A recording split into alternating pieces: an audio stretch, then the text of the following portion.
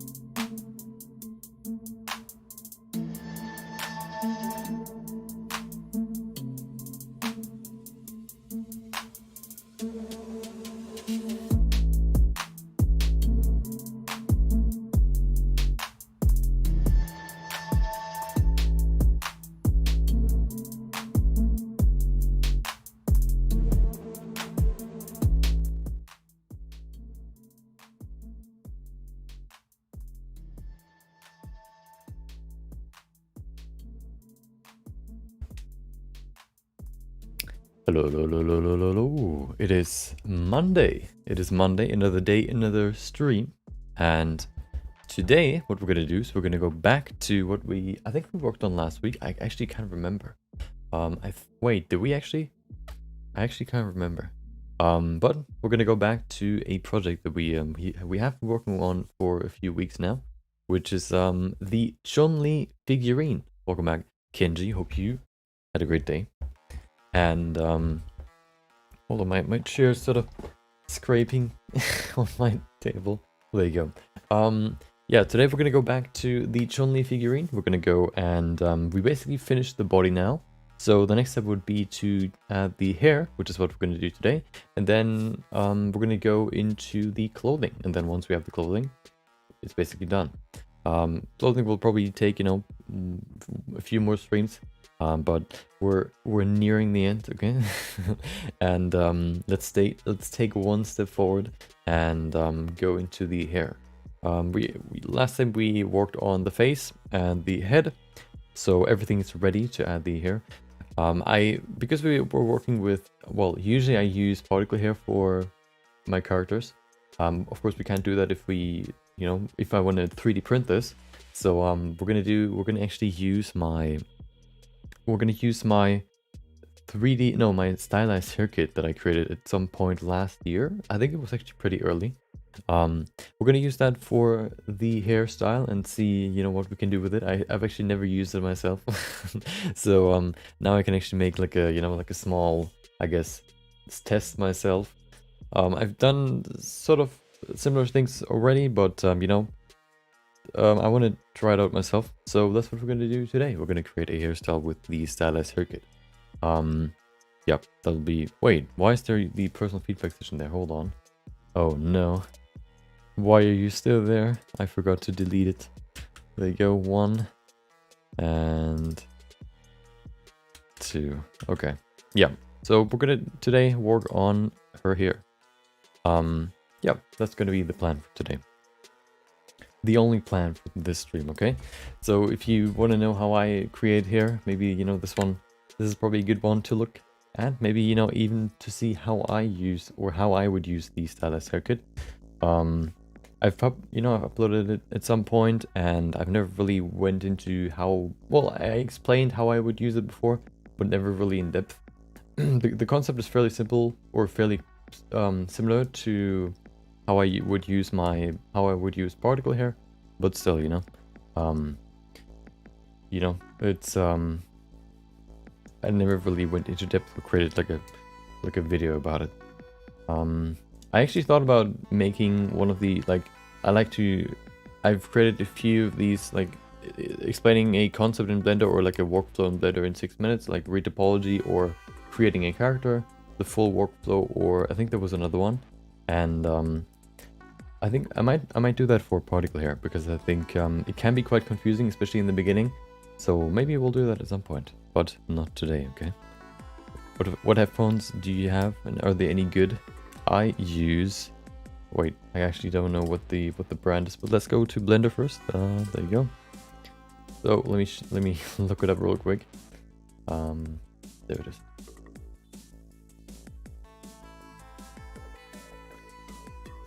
They are called... Hold on. Where's my... Oh.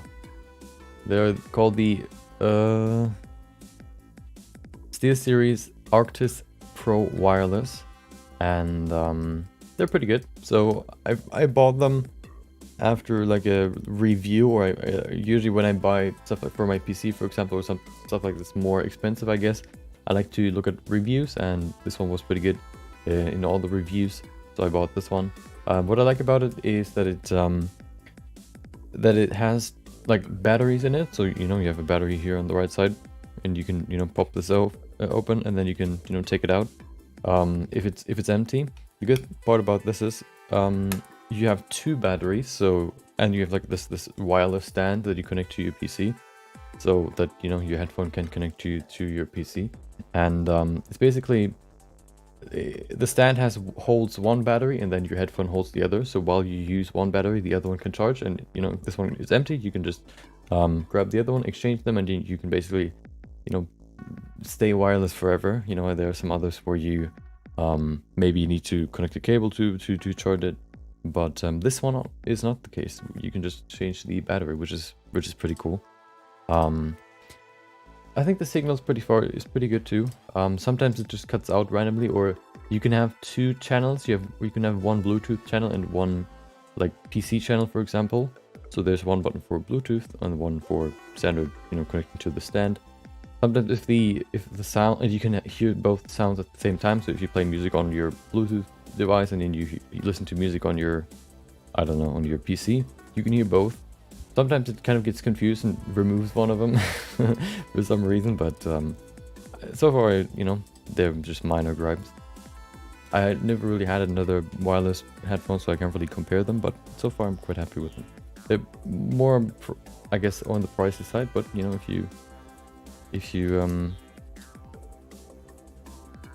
that doesn't set you off, then they might be for you.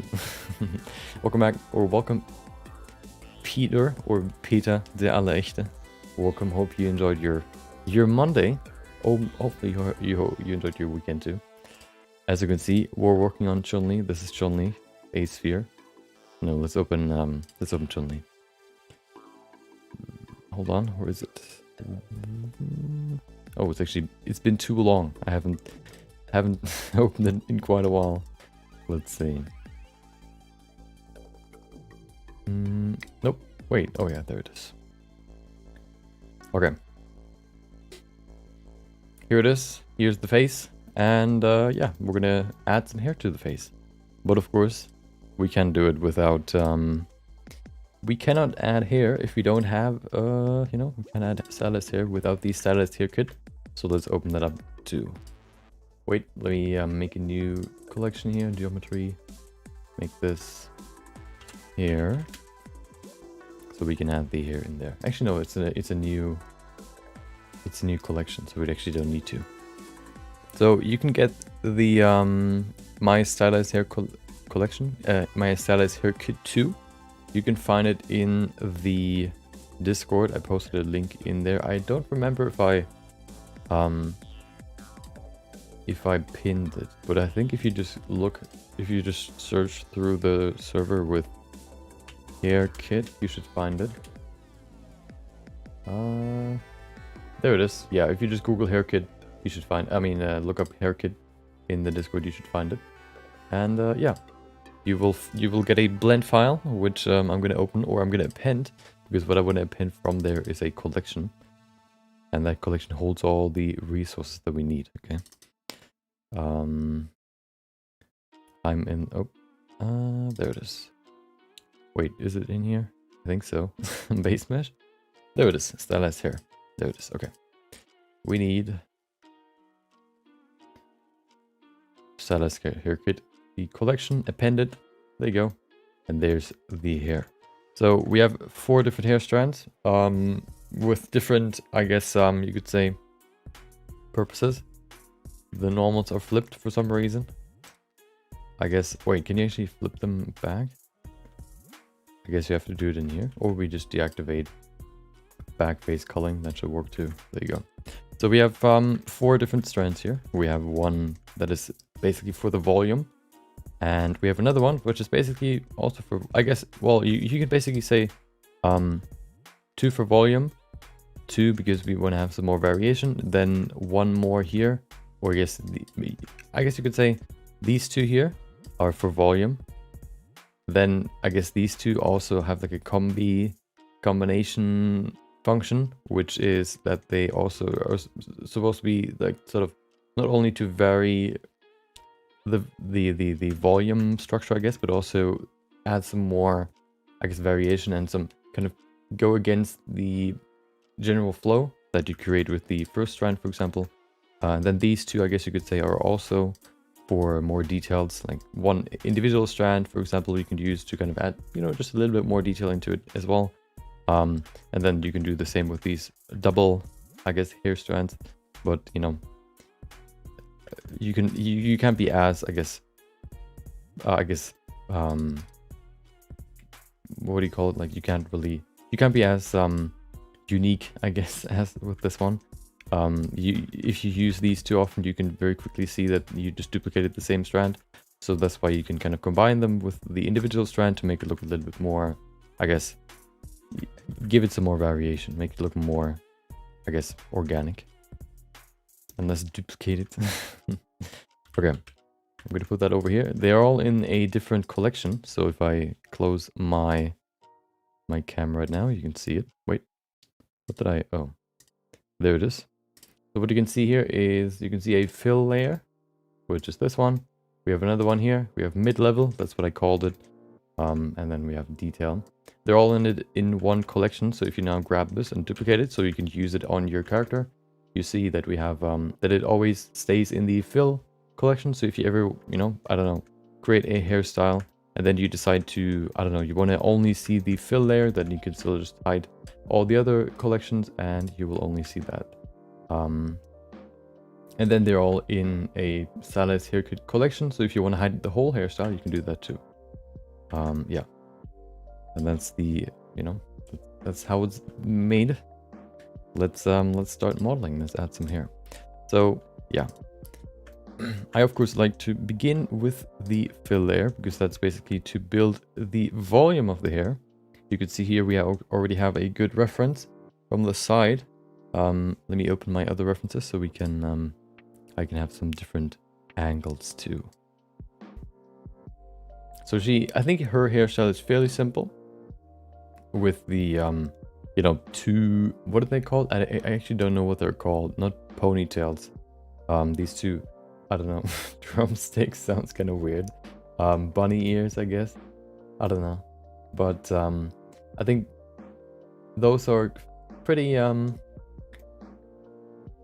guess it's fairly simple, which also means that we can put some more time into detailing it, which is nice.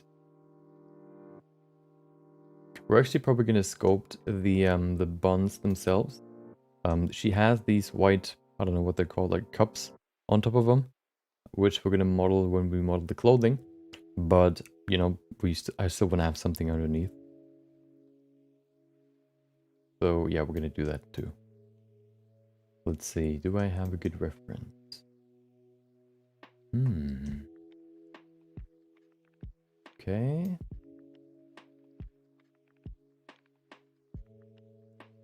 I'm looking through my reference sheet in PureRef right now to find the best reference that I can.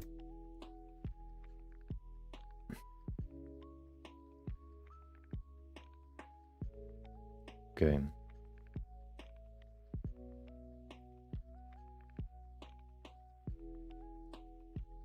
So for the stylized hair style, of course, you know, it's gonna look stylized, but you can kind of, I guess, with stylized hairs, you can sort of, I guess, change the style or the stylized look depending on how big you make the individual strands. I think I want to make mine fairly small so that we can have a somewhat realistic looking hairstyle, even though we use these curves, you know. So that's going to be the goal. I'm going to show you what that is supposed to look like in the end. And then we can begin. Okay, I have a pretty good reference. So if you go, hold on, I can show you what I'm looking at right now. There, this is what I'm seeing. And I think this one's the best reference for the beginning. This one's also good because we can see the front and also the back. but we're going to begin. I'm going to look at this. Of course, you see something else. Actually, I can probably put that in Blender too, so you can see it. This one isn't really that useful. So let me put that in here. There you go. So let me show you what I want to go for when it comes to the detail. Let's see if we can do that today. I think so. We have quite a lot of time, you know. Now that we don't need to do the quick sketches anymore, we can actually spend the whole stream on one topic, which is pretty exciting. And considering what we've done for the for the last quick sketch, the 356th, I think we can accomplish quite a lot today. Okay.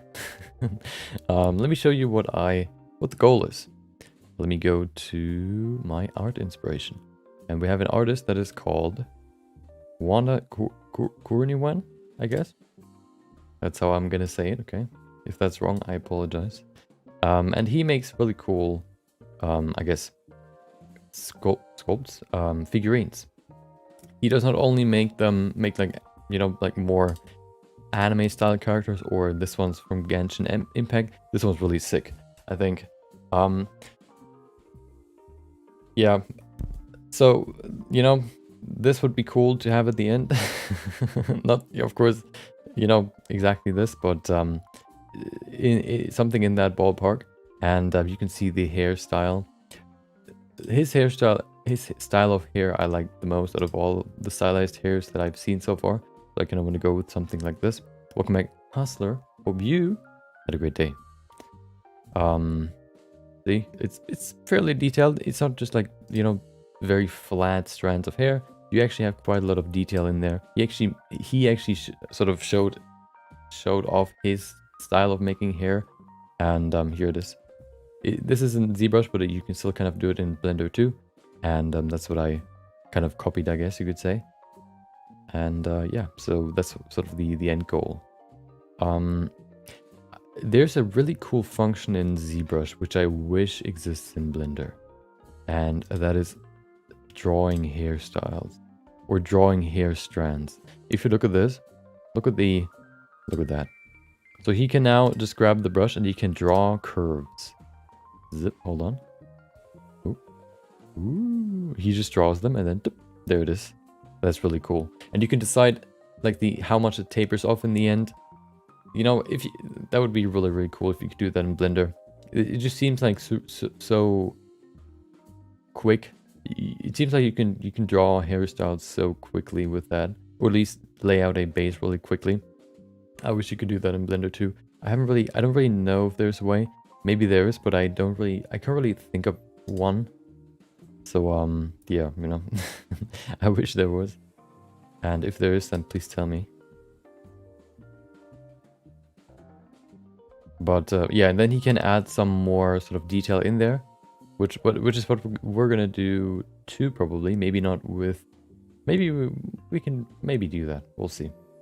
But he adds even more detail into it with some, I guess, displacement modifiers. They're not really displacement modifiers, but in ZBrush, I guess they're called something different. But that's sort of what they're supposed to do. It's sort of like a wave modifier or like a stretched out noise map that, you know, he uses, which you can use in shading in Blender, for example, but of course not, you know, well, maybe you can do it with displacement, with a displacement modifier, but I haven't tested it yet. But yeah, then he just draws them out and there you go. And you can just, he can actually move them just like hair particles, which is really cool. So they actually have like they feel like a string. They don't just, you know, you cannot just push the vertices apart, but they actually keep their distance, which is really cool. But that's the one thing that I'm missing in Blender. Yeah, but this is sort of the end goal. Let me show you something more realistic. Hope you had a great weekend too. I had a pretty good weekend. Are you saying you had a weekend? This time around? Do you still have, are you still on your vacation? Do you still have, I still don't know how I'm supposed to say that. Do you still have vacation? Are you still on vacation? There it is. This one's more realistic. Or a more realistic looking character. Here it is. So something like that I think would be pretty cool. Of course, she doesn't have long hair, so this one will be a little bit, I guess, simpler to do. Not gonna look like this, of course, but you know, in this style. There you go. Yeah. Okay. Let's get back to Blender. There we go. Okay. The today, well, before I started the stream, like half an hour before, a technician came from the, you know, internet company and changed something. I don't know what they did, but they changed something, some sort of part in our house. And maybe it's better now, maybe it's worse, I don't know. Hopefully it's not worse. One can only hope. But yeah, so we'll see. You know, maybe I'll just, maybe the stream dies at some point randomly, then you know probably what happened. Still got this free week free, nice. Okay. Yeah, let's begin. So we're gonna begin with the first layer. The first layer is basically creating the volume, creating the filler. You know, if you have hair, you don't want to see through the hair and see the, I guess, head, the scalp skin, I guess. You don't want to see the skin through the hair because that would make it look very, you know, light or very undense. And we don't want to have that. We want to have quite detailed and dense hair. So I use a filler hair layer to create that, to kind of cover the first layer basically. Let me set it to rotate scale and then phase. I want to snap it to the surface. That makes it a little bit somewhat easier, at least, to create the hair and attach it to the skin or to the head. Project individual elements. Yep. Move rotate scale. Perfect. Okay. Okay, let's begin. So let's see.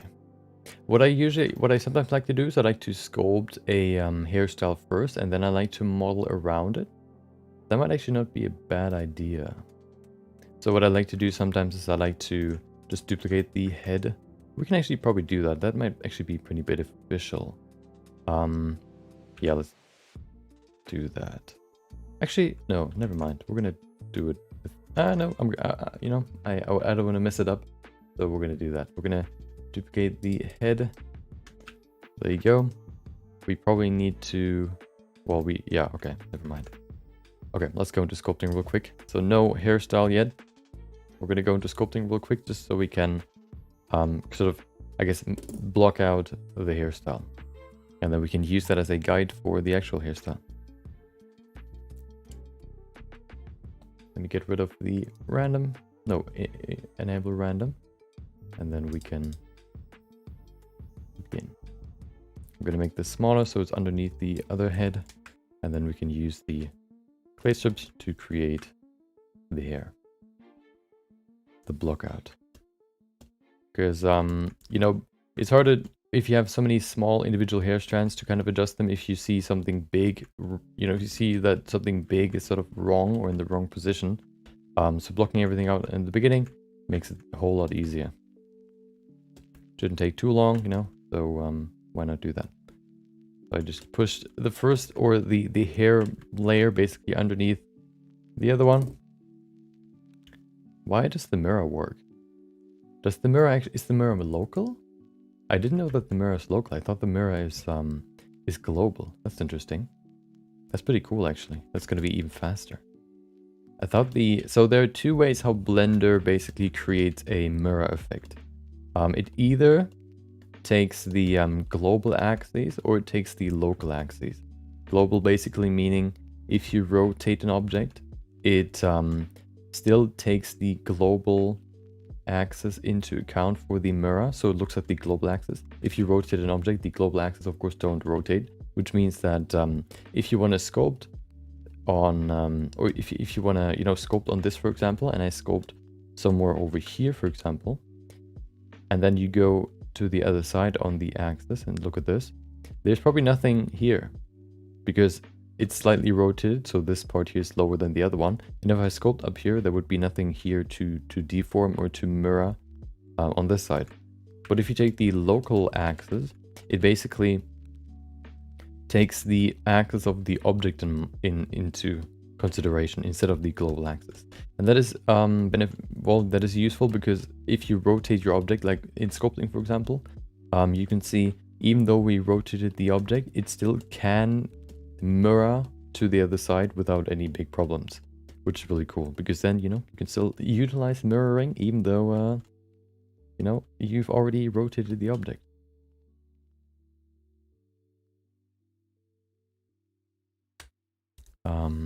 Let me deactivate dynamic topology for now. We don't need it. We have enough. So let's see. How far? So I think the side is fairly thin, but it still needs to go down a little bit more. There you go. And then we go forward. Like this. I want to make it pretty broad, of course. There you go. Into the middle. We have this little divide here in the middle, which of course is because to create the hairstyle, we need to pull all the hair to the side to both buns. So they basically all sort of point, the flow of the hair points to these buns because all of the hair goes there. We now need to sort of decide where the hair bun should be. That's why I kind of considered doing a sculpt first or not. Doing a hair, I guess, block out first sort of enables you to block out and move stuff quite a lot. In concept, I guess, your hairstyle easier, which can be a little bit harder if you already, work with a detailed model or work with a lot of curves. So that's why I basically do it this way. Interesting that it doesn't really need... It's not stretching too much. It's interesting. Okay. We can probably just use the blob brush, actually.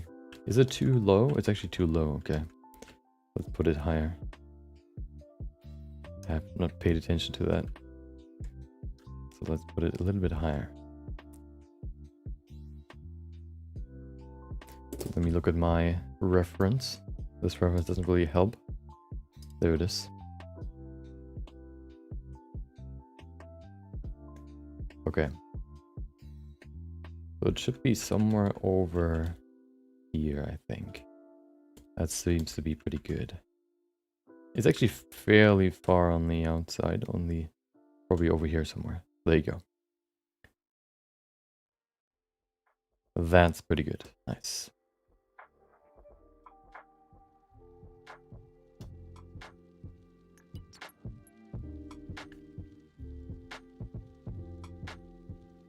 Okay, perfect. Yeah, that's pretty good. Of course, it needs to be bigger, but we have a good start here. We have a good start in our hands. It's going to be interesting how we can do the hair, and I guess, well, the hairstyle itself is quite flat, so we probably need to make the curves also quite flat, or actually, we have to make them smaller so they don't, I guess, they're not too thick. But we'll see. We're not there yet, okay? We don't need to worry about it yet.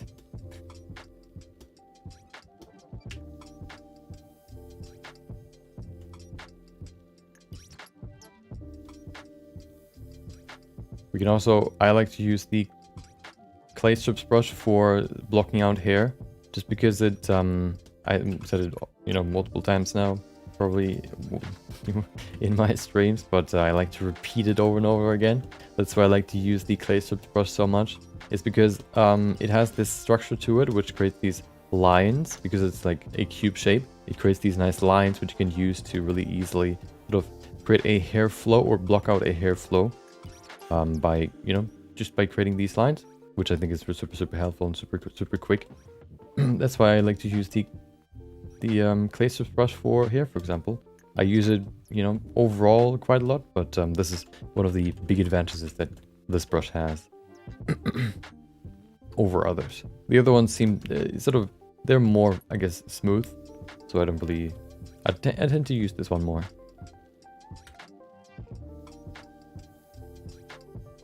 Okay, there you go. Is that big enough? I think we need a little bit more, but we can also just use the grab brush now. Something that is interesting is that I have deactivated dynamic topology, so why is there no stretching? That's cool. I don't know why that is, but it's cool. One thing that I want to try is what if I just mask this. And then I scale it up. I'm curious to see what it looks like.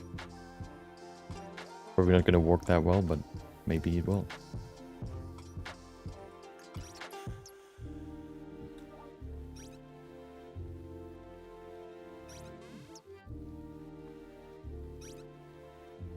Okay, there you go.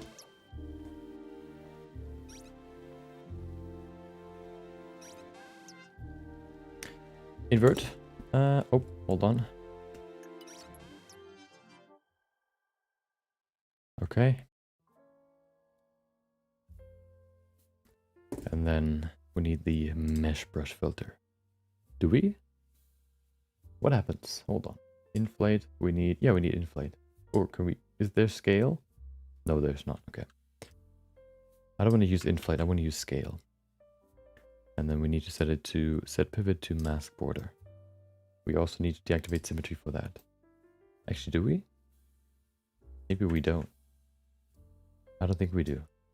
Oh, no we don't. Okay, perfect. Just a little bit bigger. Maybe like that. That looks pretty good. Okay, I think that's a pretty good size. We just need to, I guess, merge it back together. But, you know, shouldn't be a big deal. Shouldn't be a big problem. In combination with the clay strip brush, I also like to use the crease brush, just because it very easily sort of creates this, well, it basically, you can sort of draw hair strands with it, which is why I like to use it for hair, blocking out hair.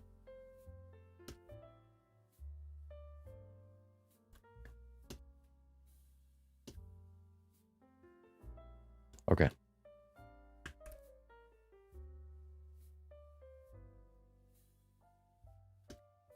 Let's see.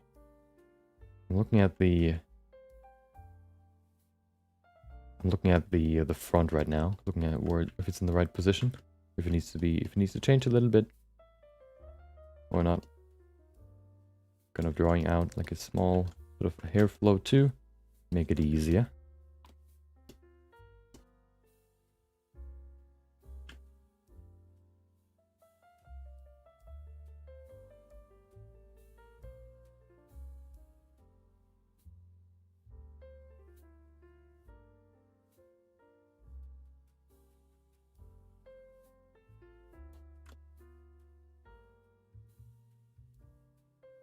Okay, perfect.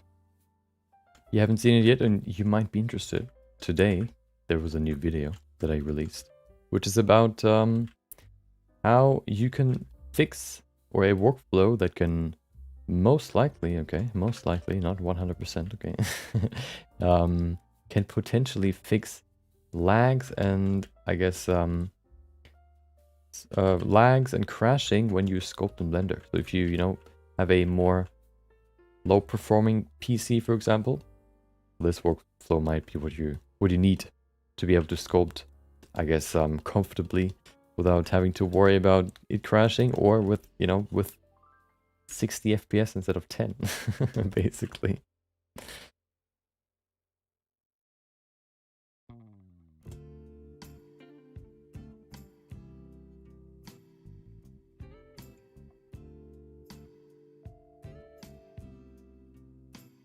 Okay, let's see. I think I need to push this a little bit higher. There you go. The rest looks pretty good. I think I need to push this down a little bit too. Like over here. Okay. That's better. So I probably also want to block out the eyebrows now, because I'm probably going to add them with these curves too. Let's do that now. There they are. Perfect. Characters always look weird without eyebrows, or with hair in general. Same with eyelids. I mean eyelashes, but those are not the focus right now.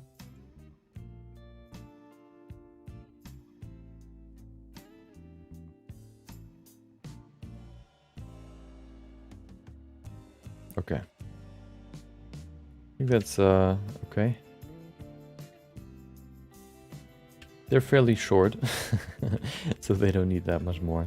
I don't want to block out the front part there because it sort of it's kind of annoying to do in sculpting, so I don't want to do it. I just really wanted to kind of look at the overall part up here and see if I want to do some, you know, or how I want to lay it out basically. So that's why I sculpted this part. I think this is pretty good. It's quite thin, of course, but I think it doesn't need to be that much. Maybe a little bit more.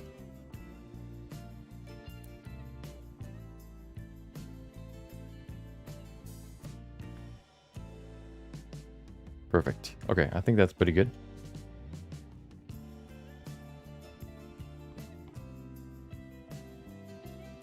I mentioned to my dad that we should change the router at some point because you know, it's already been 5 years since we got this one, and you know, time changes things, and it's not the best one anymore. I you know, I kind of got the idea because, you know, I think I said that last time. At some point it just kind of broke, or it just kind of disconnected, which could also just be because of why the internet maintenance guy came today. But you know, it just restarted, or it just broke the internet. You know, the internet was just gone, and the internet sort of light was blinking. I don't know what that means, but you know, can mean a good thing. So yeah, there was something wrong, which you know, kind of got the idea, or I got the idea, you know what, it's been a while, probably good to get a new one at some point. So maybe we'll do that, you know, soon.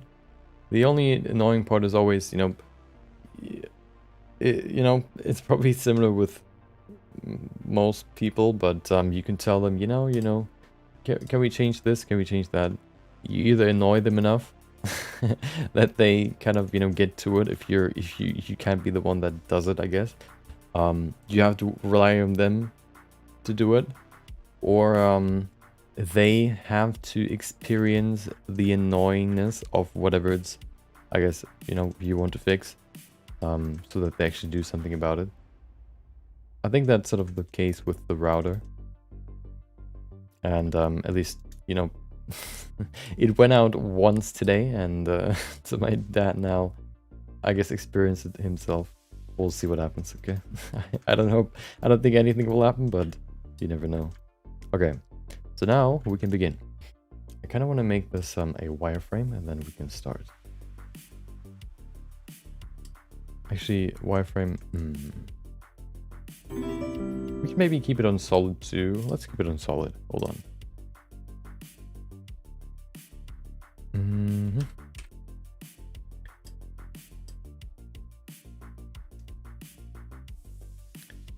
There it is. Thank you for subscribing. 11LV. If you're here live, hope you enjoyed your Monday. Hope you enjoyed your weekend. Welcome. Okay. So let's begin with the hair.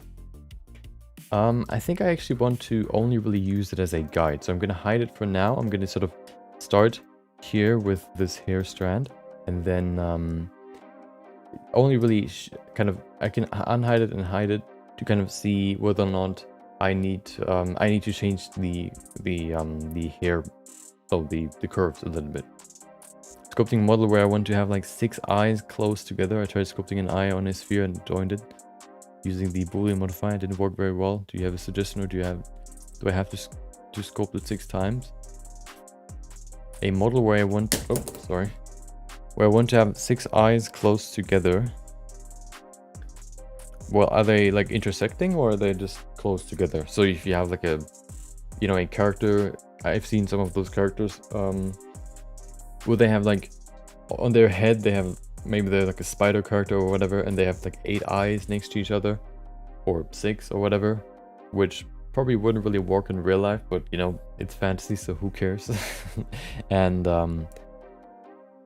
you know, you if they're like in the head itself, I don't think you need to join them. You can just, you know, put them into the face. But maybe I'm I don't, maybe it's not, it's different. Why do you want to join them with the Boolean modifier? Okay. Let's get to it.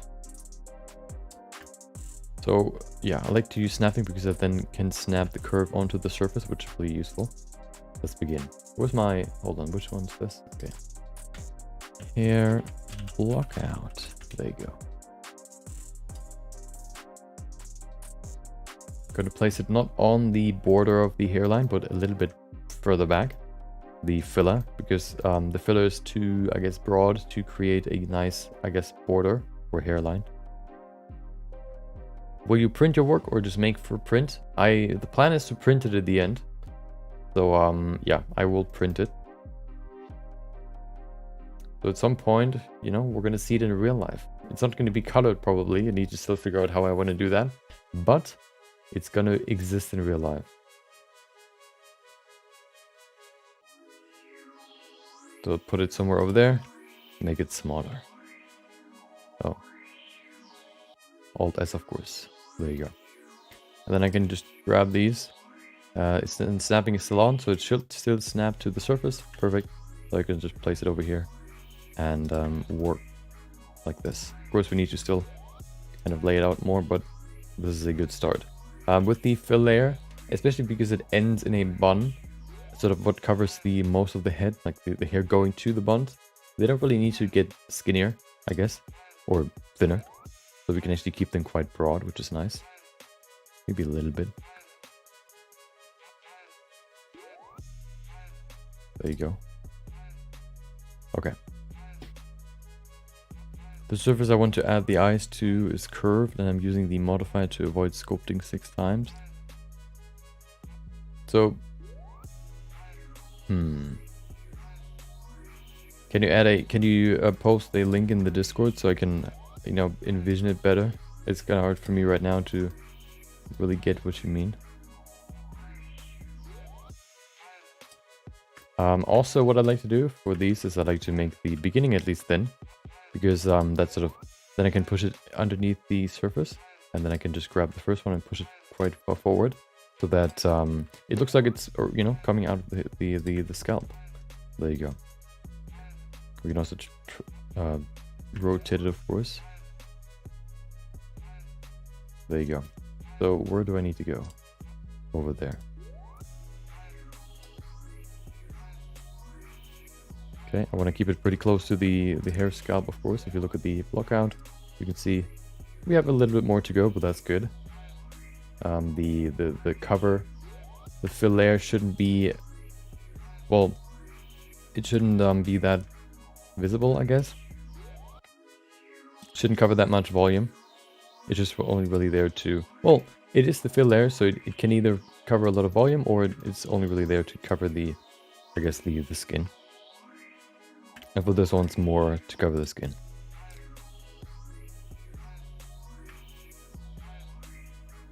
Oh, okay. Go all the way over there. We need one more. We can subdivide this. Perfect. Put it over here. Perfect. Okay. Just makes these copies. You can use the grab brush and curve mode to make it look nice and over the curved area. Wait, hold on.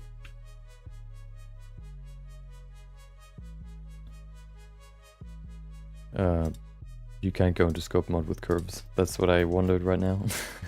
You tricked me, but yeah, you can't go into scope mode.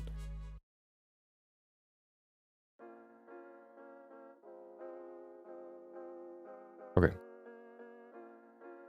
Let's continue. Yeah, but now we have one, we can continue with the next one.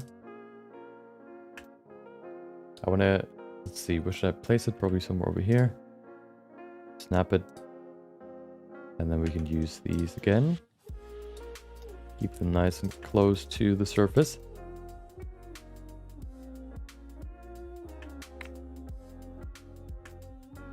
Oh, okay, now I get it.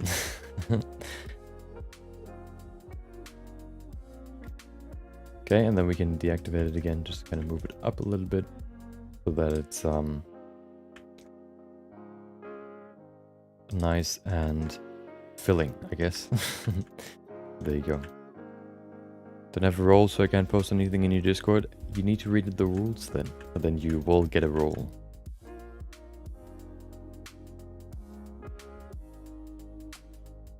I want to move these a little bit lower.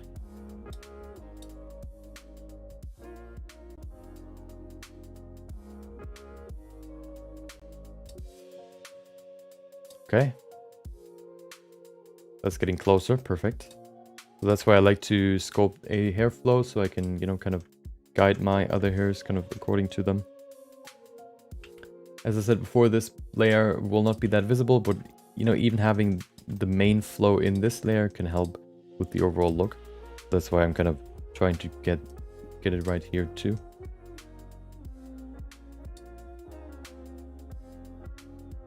There you go.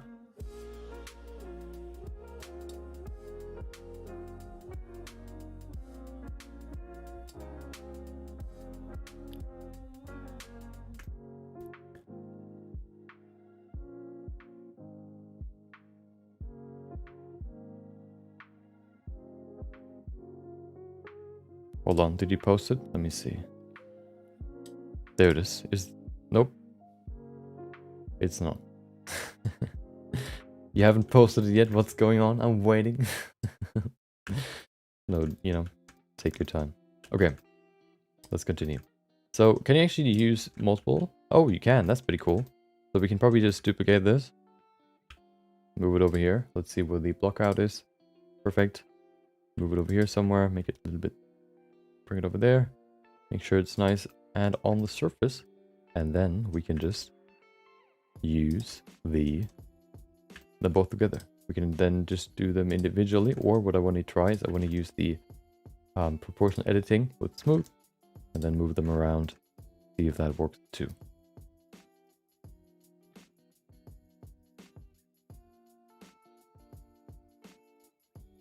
Okay.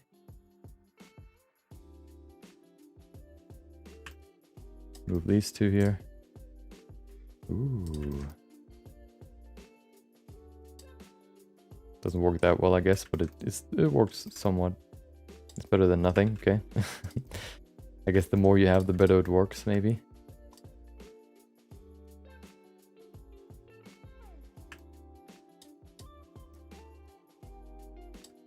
There you go. Perfect. So for this one, the flow can be quite monotonous, I guess, or quite clean.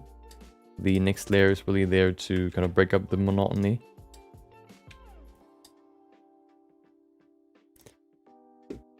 Justice delivered. What happened? You blocked them on it. Why did you block the Me6 bot? What did he do to you? Okay.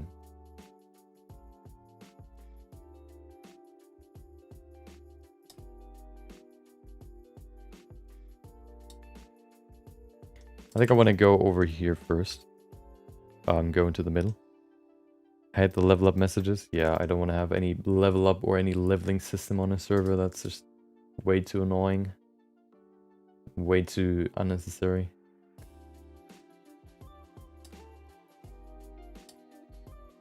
Like, it's supposed to be an organic conversation, not just because you want to level up. you have a conversation. That's kind of weird. Yeah, it's kind of, yeah, I don't know. Doesn't really, feel like a, it might help with, people speaking more, but it can also lead to like sort of gatekeeping or, I'm level this and you're level that, as good as me. Who needs that on their server, So I will not add that to mine.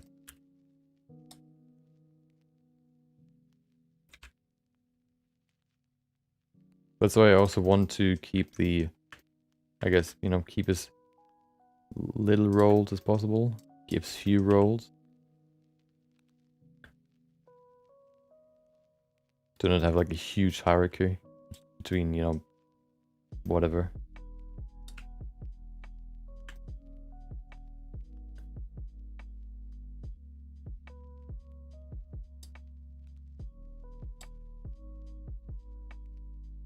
One thing we need to make sure is that the curves are nice and close together so that they have a nice, I guess you could say, that they, if you join them together, they're, you know, they're not too finicky. But we can look into that later. When we optimize it for 3D printing. I actually don't know if I want to do that on stream because it can be quite fiddly and just kind of annoying to do. We'll see.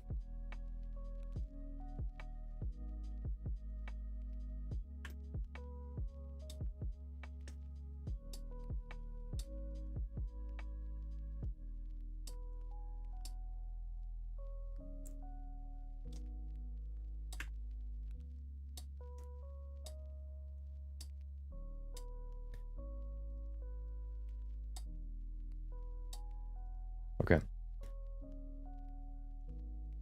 If the mythic spot is blocked, it means you didn't read rules. In the question channel. Discord shows you the rules once you join the server. Yeah. Wait. You should join the rules server. You should join the rules. Oh, so because you blocked me 6 here, hold on. So because you blocked him, you can't see this message? That's funny. That's interesting. I mean, yeah. It's the way that it, you know, that the sort of role system works, so I can't really change it that easily, but you know, it is what it is, I guess. I don't think that many people have blocked me or me 6, let's say. So I'm not really worried about it. Let's see.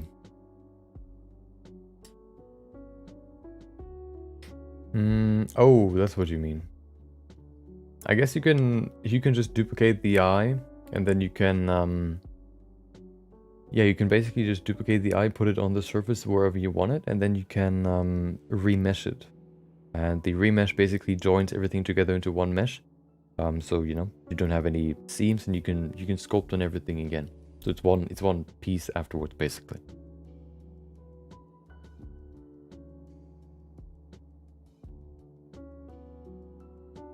Yeah, that's what I would do.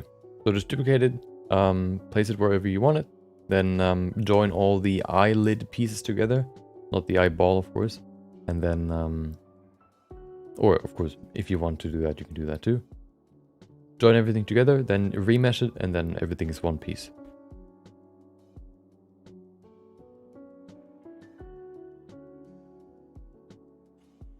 Yep. Welcome back, James. What is that?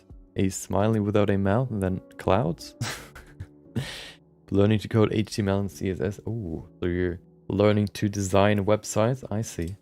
Becoming a website designer. Interesting. I learned that too, but I quickly realized that that is super boring to me. So I never really went deep into it. Not what I'm looking for in my life. And if I realize that I don't think it's interesting or that I don't need it in my life, I very quickly lose all all motivation for it. And that's why school was never, I was never really good in school. Except for art.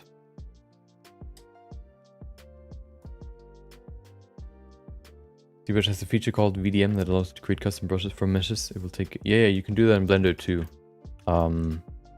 You can look up like how to create custom brushes in Blender. Somebody actually asked if I considered, or if I thought about doing that on stream, for example. Creating custom brushes, like detailing brushes for, I don't know, like veins or maybe even hair or whatever. Maybe we'll do that at some point.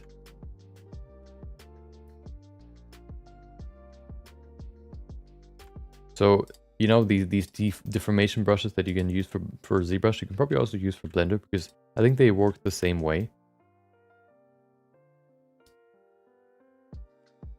Of course, in ZBrush, you know, you can be more detailed because sculpting isn't as laggy. So you can have higher, you know, you can make them, you know, you can apply them more detail.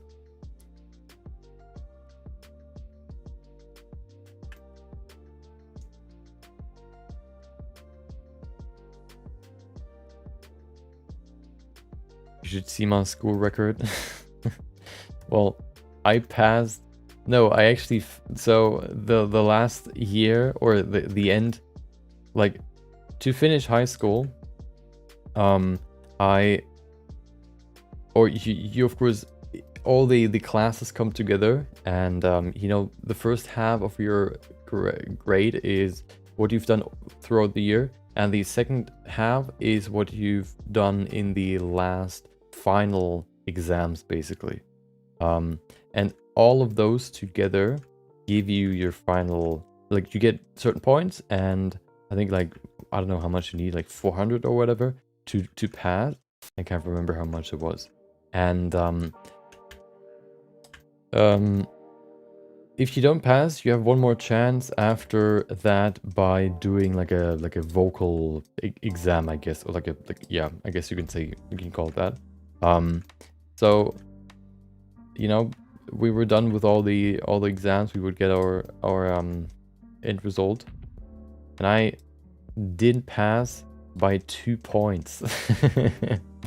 You know, if I had, you know, just a little, you know, one grade better in one of the exams, I would pass. But I had 2 points fewer than I need, so I had to do the vocal thingy, and then I passed. Which, yeah, so, you know, there you go. That's how I passed high school.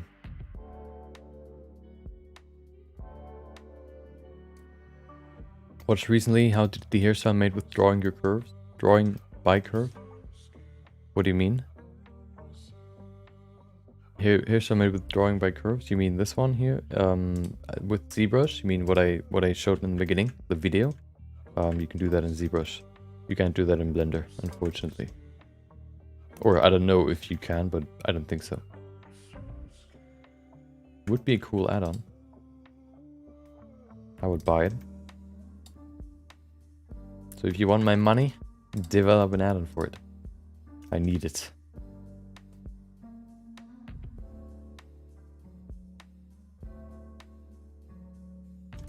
I'm doing good in college, but I was in juvie most of high school, or continuation school. Got my GED though. A and B's in college now. Well, college is, you know, more focused on what you like most of the time. You know, sometimes you have like, you know, usually you always have some topics that you don't like, even though you know, or you don't really think you're ever going to use them, but, or usually at least you're not interested in them, so you still, you know, but you still need to do them. But in school, it's like, it's 90% of stuff you don't want to do, or you never cared about. So, you know, it's even worse.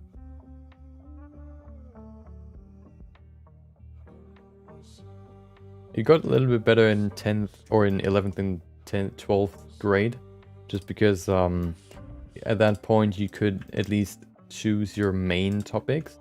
So it's a little bit, you know, it's a little bit more interesting, but still, school teaches you stuff that you, or at least the topics that I had in school were still boring and not interesting at all. Like, even though I had art and we did a lot of art projects, we still had stuff like art history and theory, which is exactly the opposite of what I want to do.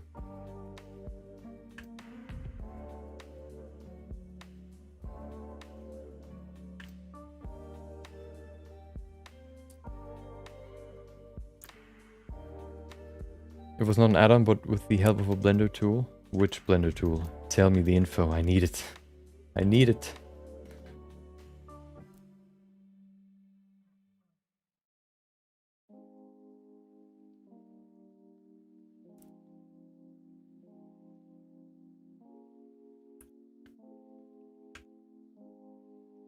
Grab this, pull it together. There you go.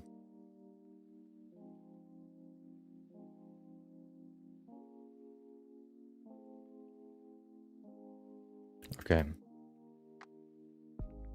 Starting to take shape. Takes a while, but you know what the good part about this is?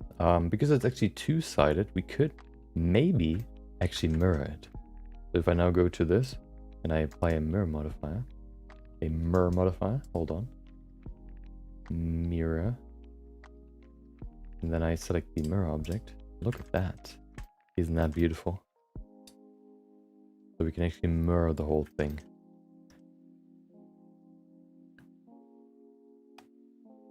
Lived in the ghetto when I was young. I was more worried about defending myself and running away from my mom. Okay. Hope it's better now. Sounds like it is.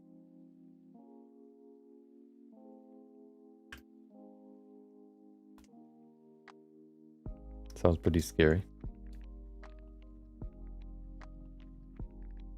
The worst I had to fear for were too many puddles on my way home with my bike.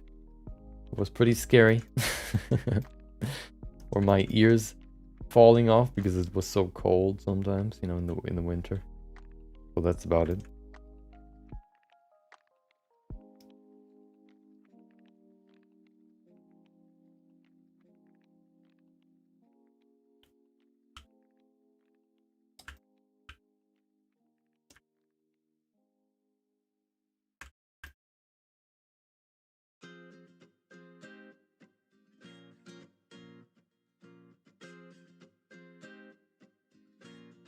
Okay.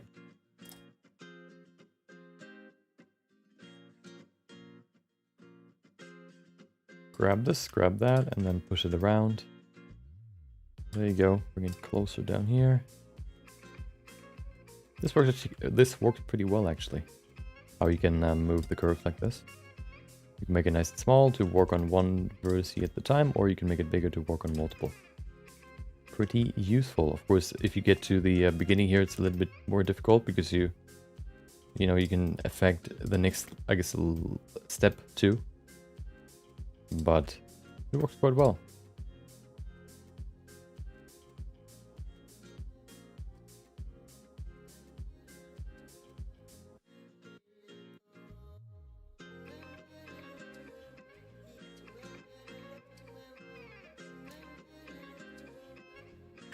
There you go. Perfect. How many do we need? Are we on the right path? Perfect. All I need is to, you know, go get all the way to here, and then we can create the buns individually.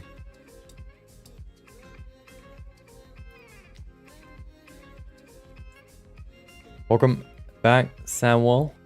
Sandwall, I guess. Hope that was the right pronunciation. Welcome back. Hope you enjoyed your Monday and also your weekend. Let's see. Okay, we're on the right path. Let's continue. I think 3 is a good amount to use the proportional editing here.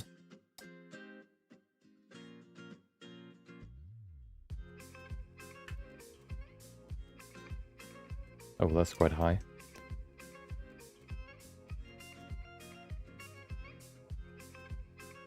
Perfect.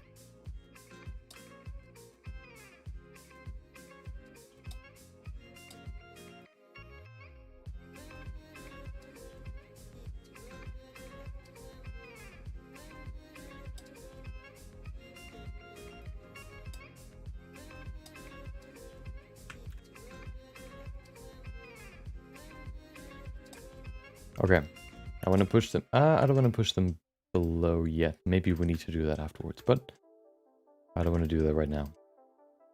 Let's see, what does the flow look like? Not exactly like this, so let's change it. Push them in here a little bit more. They, of course, cram together a little bit more, so let's do that.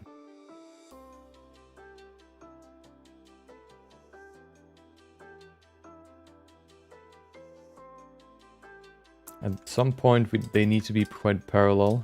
So that's what I'm kind of trying to get here. A gradual sort of parallelism, which should be somewhere here, actually.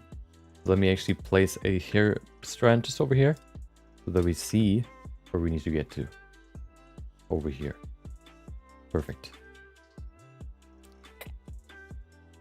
So in this area here, this is where we need the where the graduation has to get has to happen.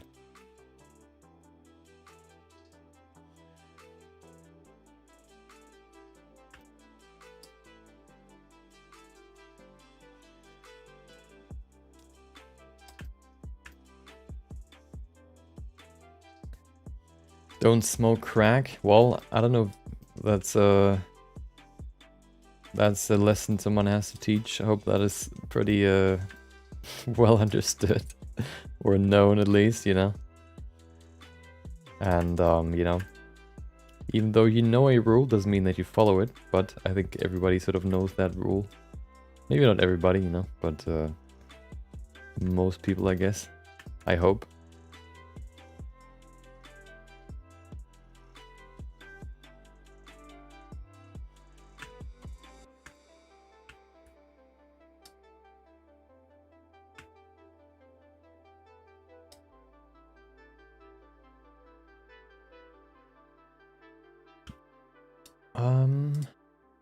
Nope, a little bit higher actually.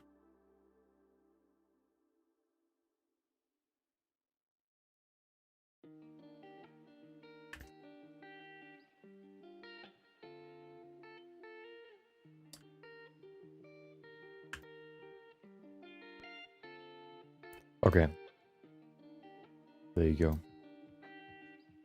Visits American continents. Well, I think even there it's quite well understood that drugs and stuff like crack isn't that helpful in your life. You know? Similar to how most people know that smoking isn't good. Or drinking alcohol. But they do it anyway. For various reasons.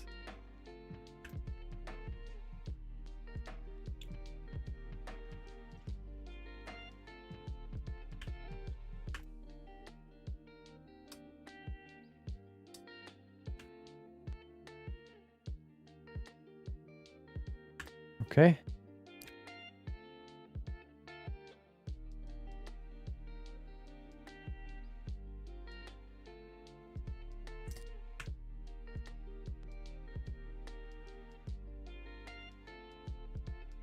Blender secrets drawing tempered ornaments. Let's see. Blender secrets drawing tempered ornaments.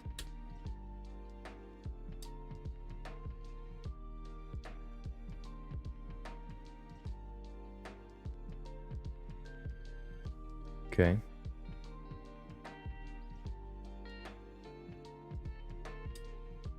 Select all, then press X to choose the lead vertices. While still in edit mode, activate the draw tool and set projection depth to surface. Ah.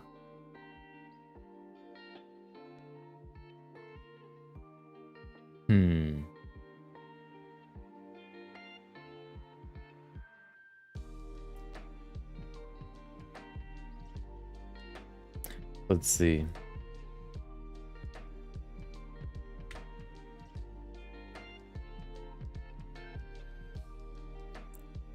Okay, so what is that tool again? Let's see, it's the pen draw tool. Okay. So if you go into edit mode and we delete all this, X, delete vertices, and then we go into the tool setting here. We have the draw tool. So now if we draw it, what is that? Oh, we need to change the setting. Which is down here, which should be geometry? No. Path animation? Nope. Come on, where are you? I lost it. Show me. Oh, there it is. In the draw tool setting. Surface. Oh wow, that's a big one. I guess we have to apply the scale first. And then we can draw it again. Oh, okay. Let's see. So, let's see.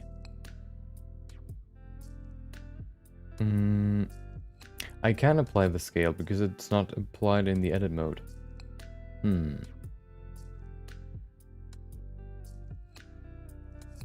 I? Hold on. Rotation scale is 1. Yeah, that's the problem. What if I go in here? Can I then apply the scale? No. I guess I can scale it afterwards. So what if I just... What if I remove this and then draw it? And then I go out, scale it down to roughly the same size. The problem is it still doesn't have the... Oh, it does. Wait, it's smooth. Why is it smooth? So it should be this big, roughly. That looks pretty good. Then apply the scale. Can I now just go in here and do this? I can. The only annoying part about this is, first of all, that it doesn't follow the surface. So I have to rotate it, which is not too bad. The other annoying part is that it uses Bezier curves. And it also doesn't... Wait, you can change the... Oh, hold on. Taper start and end. Radius minimum. Oh, hold on. Maximum 0.5 maybe? No, that's too much. 0.25? That's pretty good. Okay. Can you change that it... I don't think you can say that it's supposed to follow the normal, right? Tolerant method. Split? What is split? Okay. Oh! Poly? Hold on. Oh, well, that doesn't help. Refit. I don't know what the difference is here, but okay. Then we can change the taper too. The start should change. 0.5. Oh, okay. What about 0.1? What does 0.1 look like? What is that? Oh, wow. The tapering doesn't work that well. So I guess I do that manually afterwards. Okay, let's see if that works. Zip. Okay.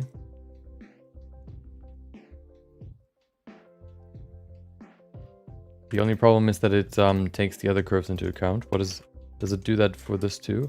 Yeah.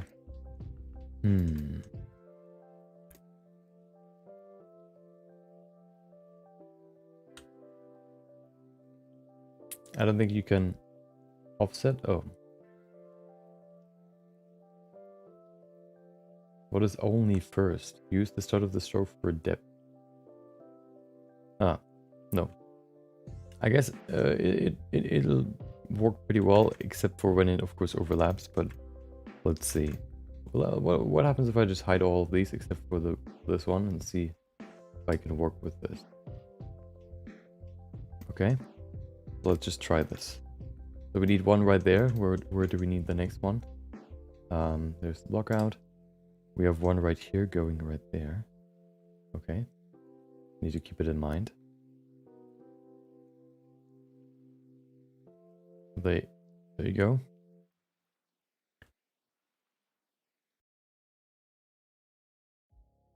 Okay. Kind of wobbly, but that's not too bad. Then we have one right here. You know what? Well, hold on. I will do something crazy, okay? I'm gonna bring in the block out and then... Hold on, I have an interesting idea. I'm gonna grab my annotation pencil and I'm gonna set it to surface. And now I can draw the surface of this hair. So I'm gonna draw the hair flow like this. And then I can use this as a cage and a guide for the hairstyle.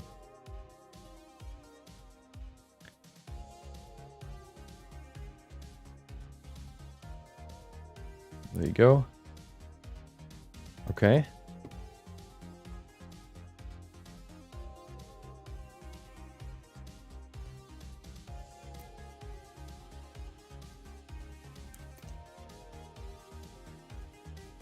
Perfect. Okay, we do only one side because we can mirror to the other side. This should be somewhere over here. Somewhere over here. Perfect. Okay. Perfect.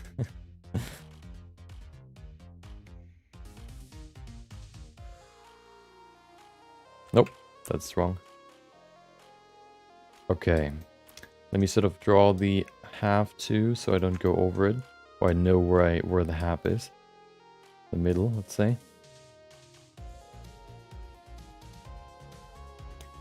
Okay. And then I also want to draw the the border here. The only problem is that it's always... can you actually change the way that it shows up so that it doesn't go through the mesh? That would be cool.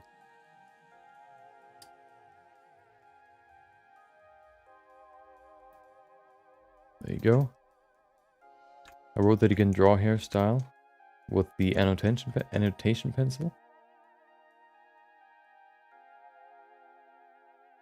Do we need the rest? I want to do this part first, and then we can just hide the block out, and there you go. We have the we have this as a nice little guide. Perfect. Okay, let's get back to it. So, okay, we can just follow these lines, I guess. Zip. Why are they so wobbly? I don't really wobble. Or do I? Look at that, it's clean and it's still wobbly. Why? What are you doing? Can we fix that somehow? Tolerance? What is tolerance? Allows deviation for a smoother... What if I set this to 22? That's better. I don't know if that'll look that great though.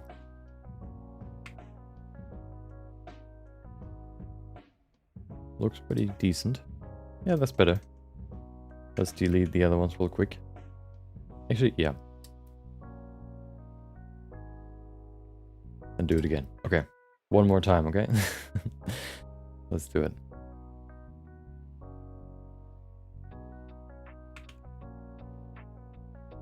Dude. I'm not wobbling. No, I wobbled. Well, take it how it is then, I guess.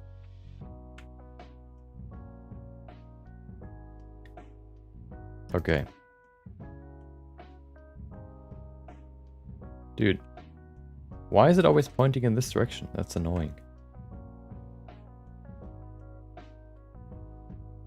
Can you use something else than draw? Tilt? Oh. Proportional fall off, proportional size, connected. Angle. What does the angle mean? Oh, that's what it means. Okay.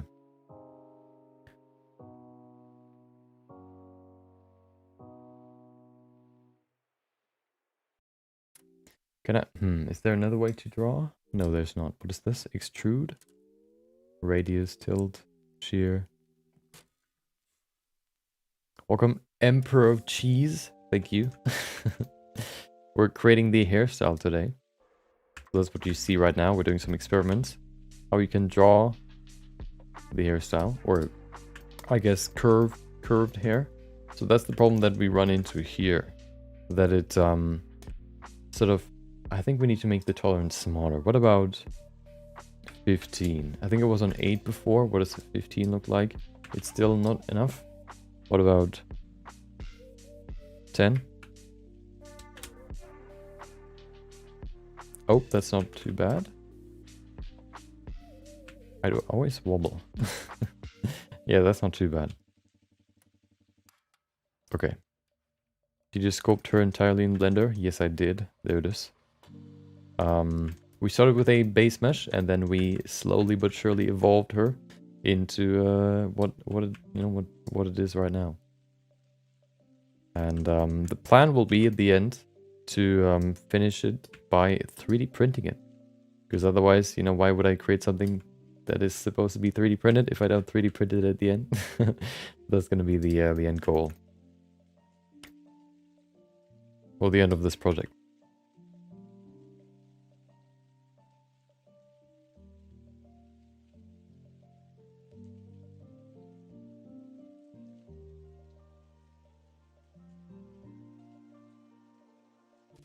Thank you for the tip, Crow. I appreciate it. It's working quite well.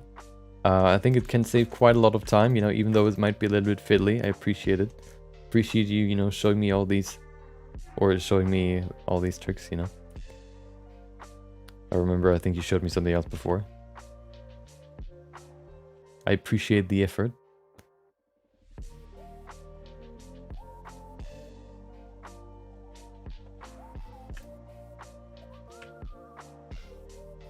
Very clay-like. So right now this is still pretty rough, I guess you could say. Like here, it looks very blocky. We're gonna do that. We're gonna do I guess make it smoother when we have when we've added the clothing and we kind of finalize it. So it's not gonna look like that in the beginning, but at least right now.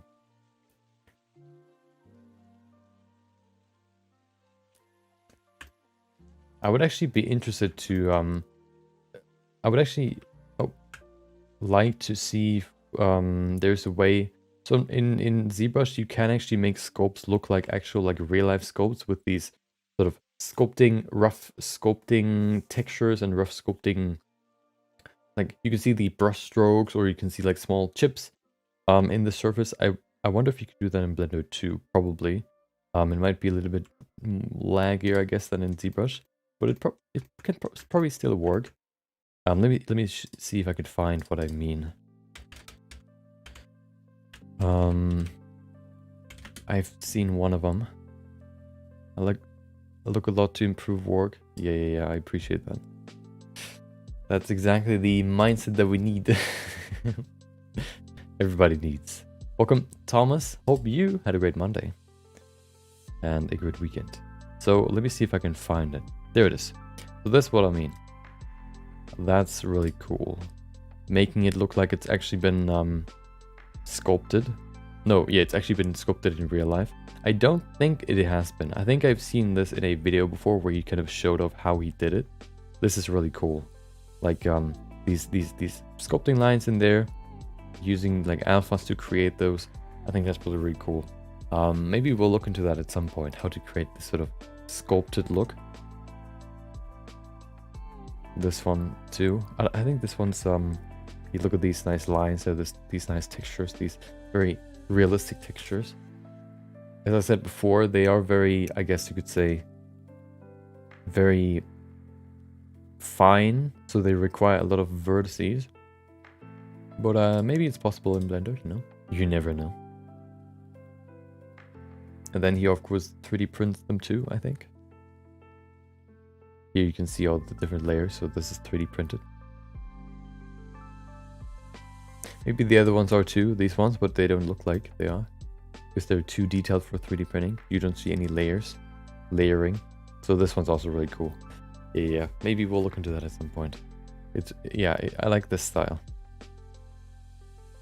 Look at that.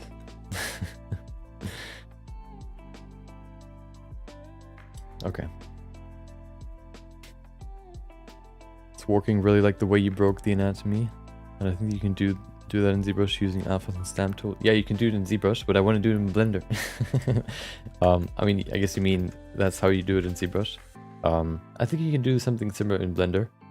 I need to just see how much it's lagging at the end. You know, that's sort of mostly what separates Blender from ZBrush. The small details and how much it lags at the end. The only thing that holds Blender back. You know what I did today? I saw that who was it? Who's the YouTube channel again, or the YouTuber, I guess you could say, that, or Ask NK for Blender, that releases these sort of news about Blender, talking about different AI or different like new add-ons or projects that sort of are supposed to help.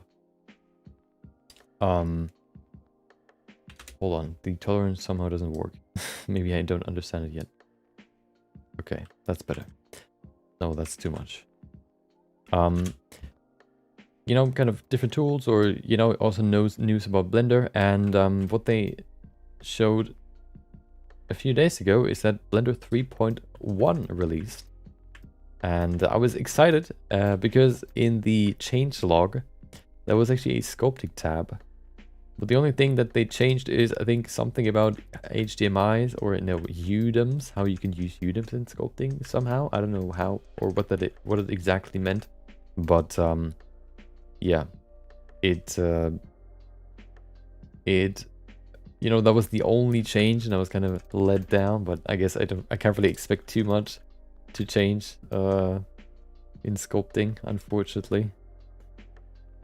But I wish, you know, maybe the time comes at some point. But they, like, you know, maybe you know, the best case scenario would probably be that they I don't know, get so much funding.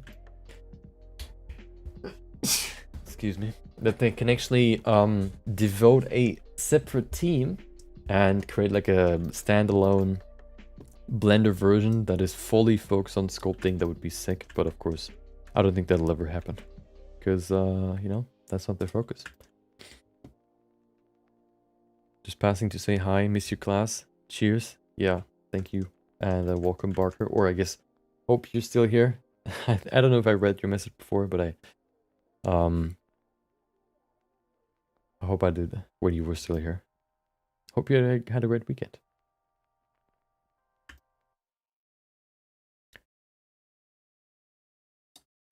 He's the news channel related to everything 3D. Yeah. Yeah, he doesn't just do Blender, but I think Blender sort of his main thing. And everything sort of revolving around Blender, or how you can sort of improve the way you use Blender, or something that can help in the Blender workflow. And yeah. Thank you. Thank you for the follow, Brunardo19. Welcome. Hope you had a great day, and hope you enjoyed the stream. Oh. So this is too good to be true. this way of working. Wait. Can you hold on? Can you smooth them? Smooth, control point smooth. So if I do that a few times, oh, well that doesn't work that well. I wanted to, I guess we can do that afterwards. Kind of smooth the sort of flow here. I wish I could change it in the tolerant. Allows deviation for a smooth or less precise line. The problem is, what is this? Incrementally refit the curve. Split the curve until the tolerance is met. No. Oh, hold on. What about poly and then, oh. Poly has all these small points. How do they handle geometry for these? Because these might actually be better. You can't really... You can. Hold on. They're very wobbly. That's the problem. That's the only problem that I have with these. I don't like having that many, you know, points, because then it's harder to change them. And yeah. That's why I like to have very small amount, like a few points that I can change very quickly. So we're probably going to stick with Bezier. Okay, maybe we should change it back to 8. Maybe 8 is the perfect setting.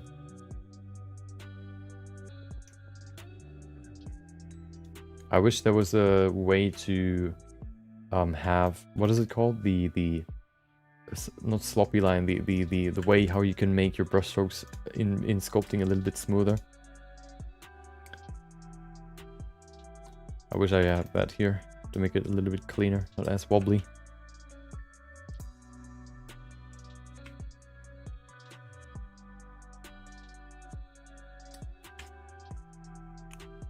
I wouldn't be surprised if every new Blender change is related to geometry nodes. Yeah, they seem to be quite invested in that.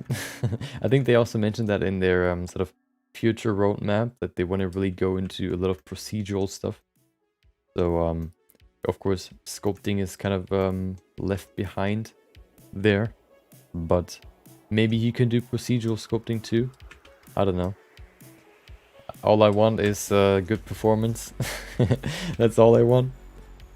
Now that I actually, you know, can actually draw hair particle or these hairs, I don't need anything else. All I need is more performance. And you know,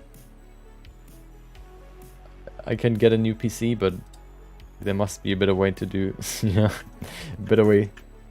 You know, Blender doesn't get better that way. Just my PC can handle more.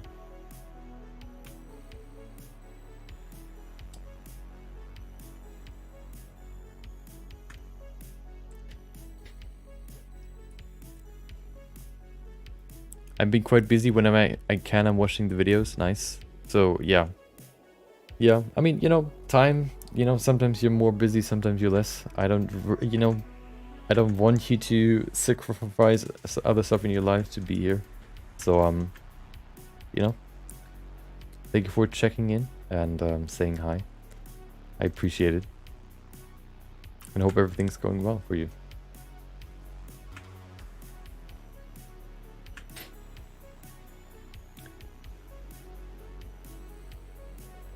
I have a question. Welcome, Den Powder. What's your question? Is Blender capable of sculpting high detailed models similar to ZBrush? I want to get into that a little bit more, probably in the near future. That's what we talked about just, a few minutes ago. I want to do something like this in Blender. This one's in ZBrush, but I want to see if we can do something like this in Blender too. I can see it working. I just need to play around with it. These big ones might be harder, but these small ones could be possible. I just need to, yeah, we need to play around with it. I hope I hope it can work, but as I said, we need to play around with it. There's no lazy brush or stabilization. I don't think so. I think this is more supposed to represent the draw brush or the annotate pencil rather than any sort of brush. So I don't see any way to make it smoother. You can see here in the settings there's not that much, but you can change regarding the actual stroke. So I don't think there's anything you can do here. Pay $900 for ZBrush or use the $900 to upgrade my PC.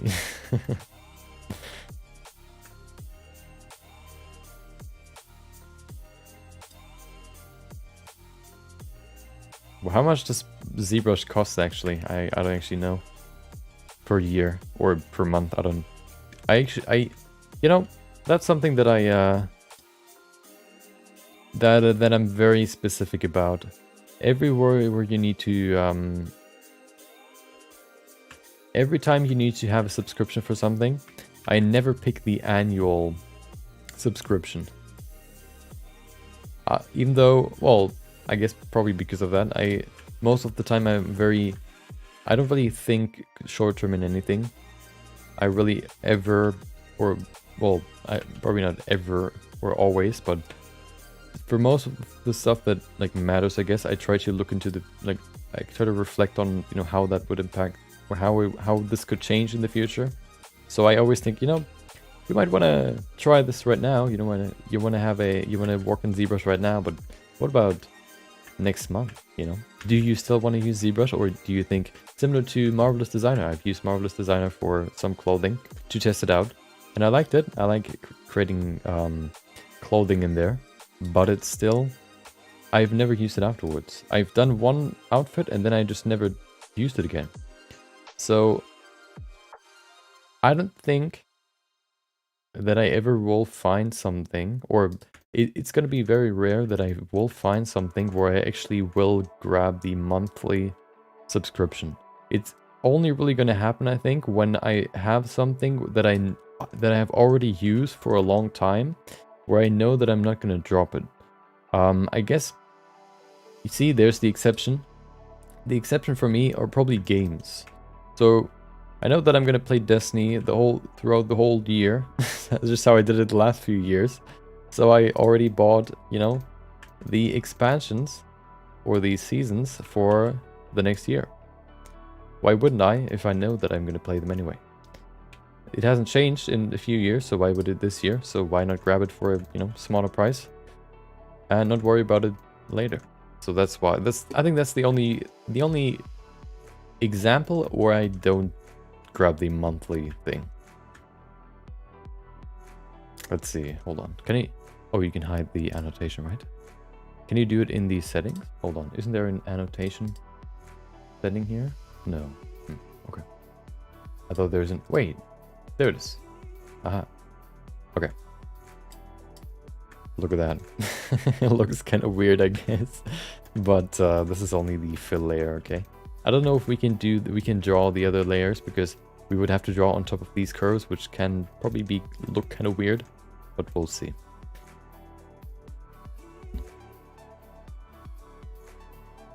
Hold on. Sculpt Goomy Bird. Sculpt Gummy Bird? Who's Gummy Bird? Hold on. Gummy Bird. What? You mean the bird dancing? Is that a bird dancing? I don't know.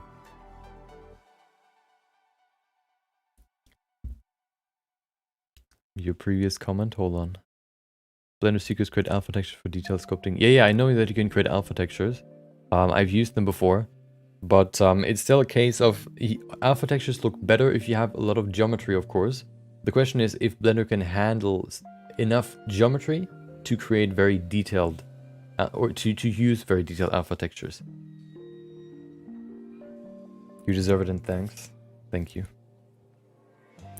I've said that Blender 3.0 didn't improve much in sculpting. Yeah, I think they made it a little bit quicker, but you know, it didn't really do that much. I don't think we'll get that in Blender. ZBrush is not a real 3D program. As far as I know, it uses 2D and some algorithms to emulate 3D. I think it does a lot of projection. I think that's how they do it. That's what I read recently. Maybe with not so low poly retopo and a multi-resolution modifier. That way you can get a lot of resolution without straining the amount of divisions on the multi-res. So I think multi-resolution is similar to, well, multi-resolution is basically subdividing the mesh, which means that you, with every new step, you quadruple the amount of faces, and that can very quickly become a lot. The problem is, if you, for example, like reach a level 5 multi-resolution, for example, and it's still not enough, then you have to quadruple, even though you might just need to double the geometry for it to look good.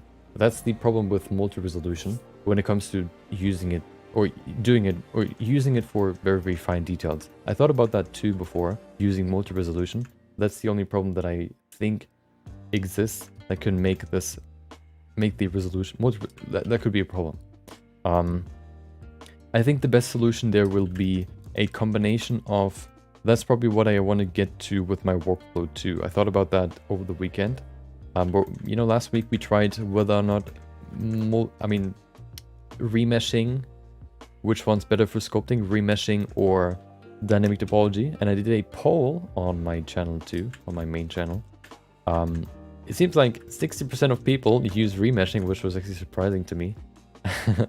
I guess I've been living in an echo chamber or haven't really, you know, checked in with other people. A lot of people seem to use remeshing, which was interesting. And I think after doing the remeshing versus dynamic topology stream and sort of finding out that both have their advantages and disadvantages, I think I want to combine them. I think there's a workflow that I think the best workflow will combine both, where you begin with remeshing, and once remeshing gets to the limit of almost crashing Blender, I think then you switch to, or when you only really need more geometry in a certain area, like the face, for example, like you use multi-resolution to sculpt the whole body with the face. You probably need way more resolution in the face, so you would use dynamic topology to add more resolution in the face, so that you don't have to remesh the whole body and add way more geometry to the whole body, even though you only really need it in the face. So I think the workflow at the end will be starting with starting with dynamic topology to create all the limbs that I need, I guess, and then using remeshing to define or to refine the shapes once we have the overall, I guess, base shape. Because remeshing is kind of weird when you want to add like a horn, for example. I think I want to start with dynamic topology. So you know, for dragon, for example, I want to create the basic mesh with dynamic topology. So adding the horns, adding the mouth, adding everything, and then I want to switch to remeshing to do the detailing, or the I guess to add more geometry. And then I want to go to, when I really want to go very deep into detail, I want to switch to dynamic topology again. I think that's going to be the future workflow that I want to try at some point. Hold on. 900 for perpetual with €1 updates on their side. Oh my. I mean, 900 over a year is not that much, I guess, but still. Grease pencil hair? Yeah. Is ZBrush Mini Core free? I think so, but you don't get any updates, I think. ZBrush is around 900, but max and bought ZBrush shows most likely to be a subscription. Yeah. I think somebody mentioned that on TikTok, I think. It's the red parrot from YouTube channel Hideaki Utsumi. I think I've seen it before, but I never really knew the name. ZBrush is $39.59 per month. Yeah. Wait, but that doesn't equal to 900, does it? No. That would be... Wait. 390 and then 2 more? I don't know how that works. Blender secrets, combining displacement maps and mix shader masks. YouTube. Combining displacement maps and mix shader masks. What are the things that Blender Sculpting can do compared to ZBrush?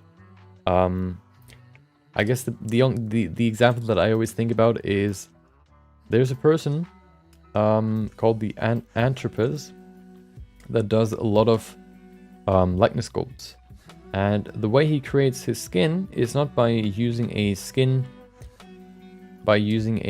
alpha brush. You know, like a normal skin alpha brush you probably know like. But he uses a skin alpha brush that only contains a single pore. And he uses that brush to create every single pore individually. And every single pore has so much detail that you don't, looking at it in detail, like zooming in a lot, you do not see that it is not that it's not blocky. Okay, it's not glitchy, it's not blocky, it's not anything. So that's something I don't think you can do in Blender.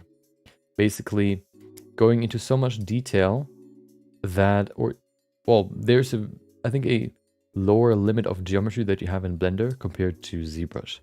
So ZBrush you can go into way more detail. Blender, I think, as far as I have heard, is working on is like single threaded. I don't exactly know what that means, but it's limiting the performance, I think. So that's why it's so slow for some things. That's also why simulations are so laggy, because it doesn't have that much performance to work with because of the way that it's programmed, I think, or it's built. I just noticed, why are my drop frames so high? What is happening? What? That's what I mentioned. My internet provider, the maintenance guy, messed something up. What's going on? Or is this just my you know, bi-daily annoyance?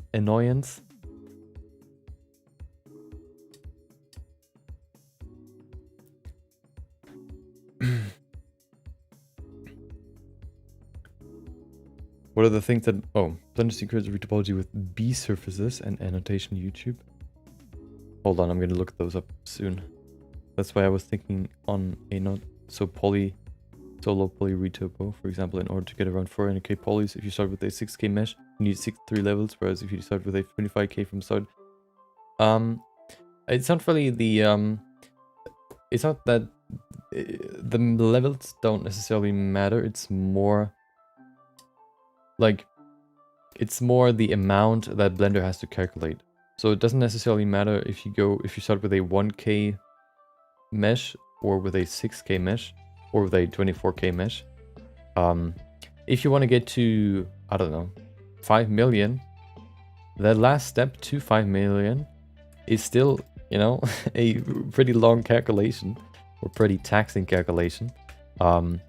And I don't think it matters that much whether that calculation is a level 2 in your multi-resolution modifier or a level 6. I don't think that's what matters. I'm not an expert, but you know, that's my theory.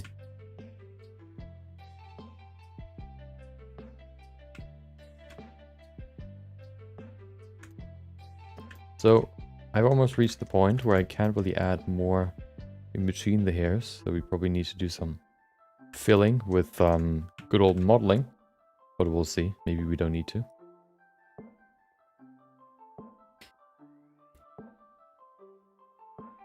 We'll still have to try it out though. Yeah, we're gonna try it out at some point. You can keep using that software, but you won't get updates. You need a new router. Yeah, I asked. Maybe we'll get some in the future. In the near future, hopefully. There was this YouTuber that sculpted an Indoraptor all in Blender, and the other said it was over 65 tries. Maybe, was it CG Boost? I've seen some pretty detailed sculpts from him. Yeah, I just want to, you know, we need to do a sculpting stress test at some point. Because I'm curious, okay? But that's not what we're going to do today. Shocker.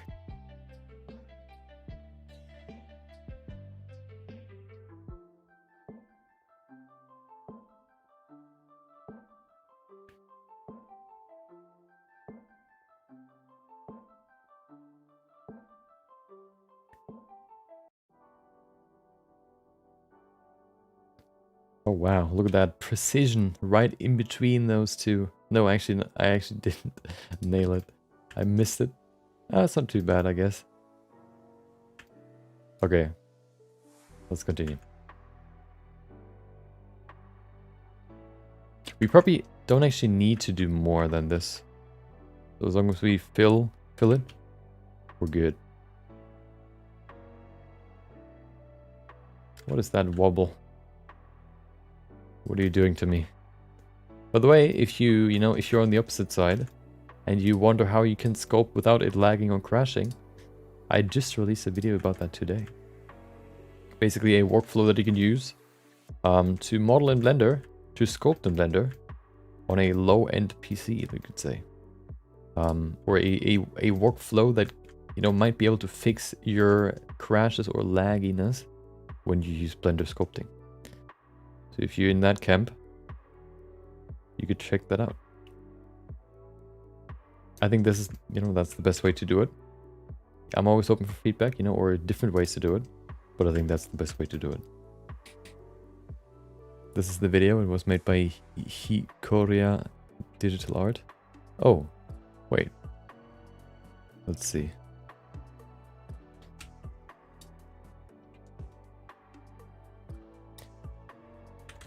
Let's look at through some videos. Digital Art Raptor, I guess. Raptor.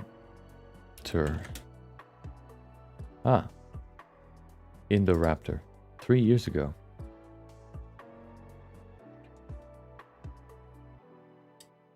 Let's see. Show me. Oh, hello.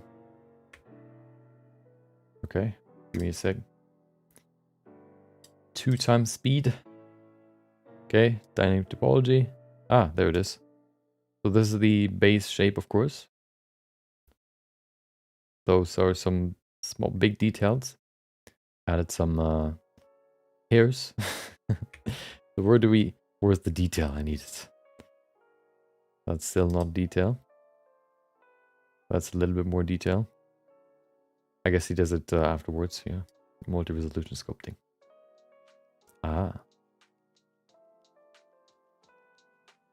So he uses an alpha with a stamp thingy, which is interesting because it looks it's interesting. I don't see it exactly, but of course, somehow he merges the scales together to make them look, believable.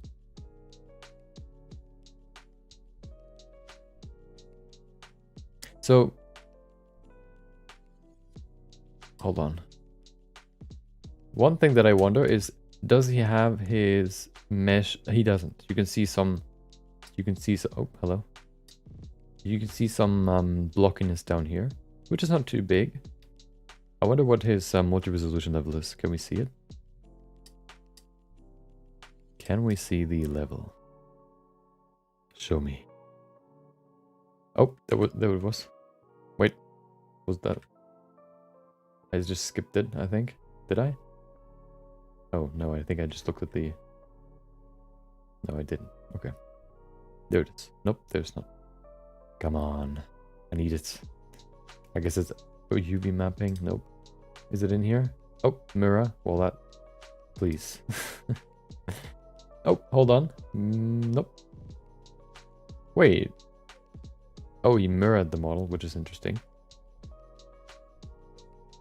But where's the... Oh, he uses texture projection? No. Multi-resolution projection or whatever. Displacement? Maybe. Texturing. Okay, there it is. Oh, what does he use? I guess Blender texturing? That doesn't look like Blender. Hold on. Thank you for subscribing. Mr. What is it? Nico? Okay, well, I don't want to get close to saying anything bad, so I'm not going to say it. But thank you for following. I mean, subscribing.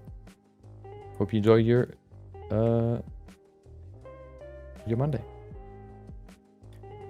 Full advanced creature creation workflow. I don't want to look through millions of tutorials, okay? This is not the topic of today. I just want to see see this real quick and then. So this looks like it's been projected.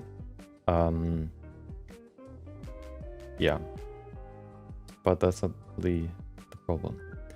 Let me see what he does here. How many are we talking? Shrink wrap? Oh, of course. Yeah. Wait, 8? Okay. He did that before, I guess, because it's not crashing for him. So yeah, it's it. Wait. Yeah, no. Oh no, he just spams subdivisions.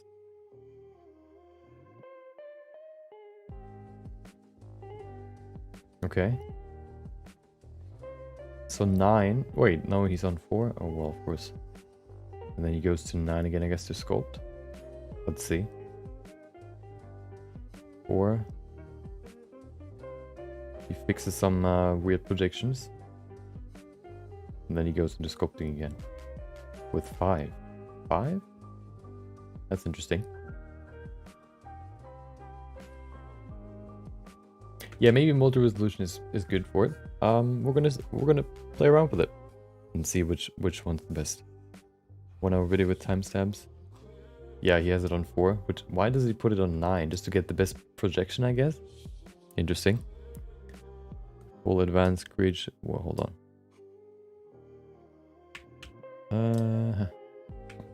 Okay, so we have 2 more videos to check out after this. This one. Let's see. Let's see the end result, if this is sufficient. Well, you can see some bumps, but these bumps aren't that significant, I guess you could say. They're very flat. They're not that, you know, whatever you want to call it. Not that...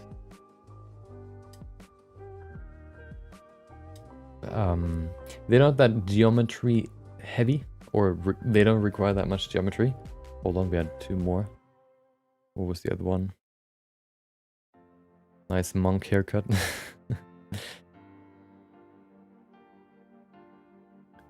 There it is. Retology with B surfaces and annotation. What is that?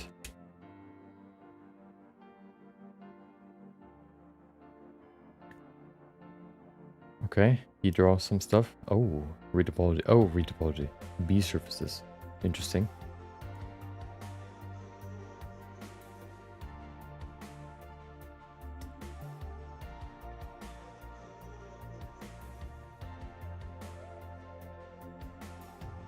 Okay.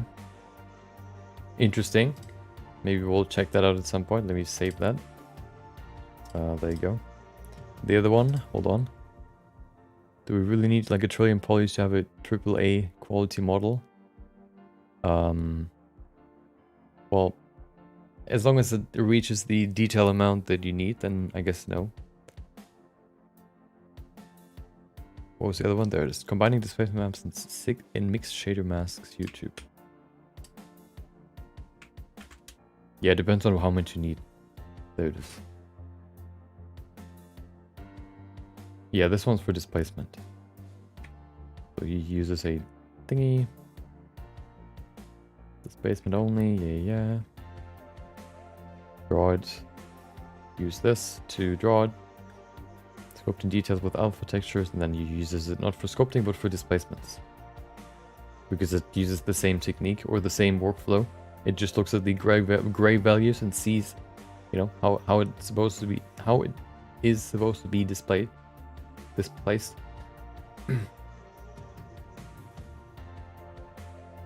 But I don't want to draw it. I mean, I don't want to have a texture for it. I want to sculpt it, okay? I want to look at it in the viewport without shading, and I want to see that it's actually a model, okay? With that much detail.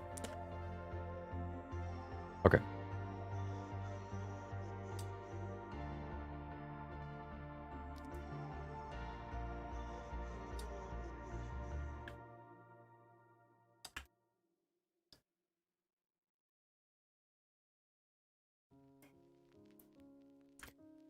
Okay, we're almost there.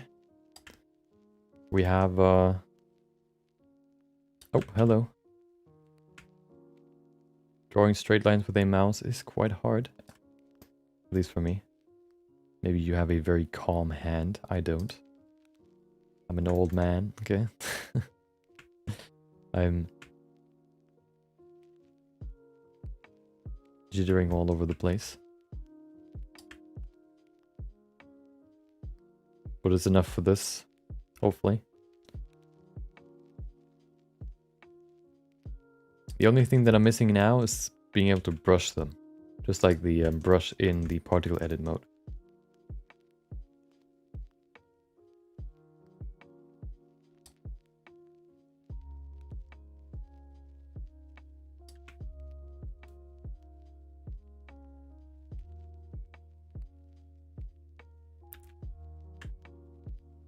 Can Blender sculpt AAA quality models? Yep.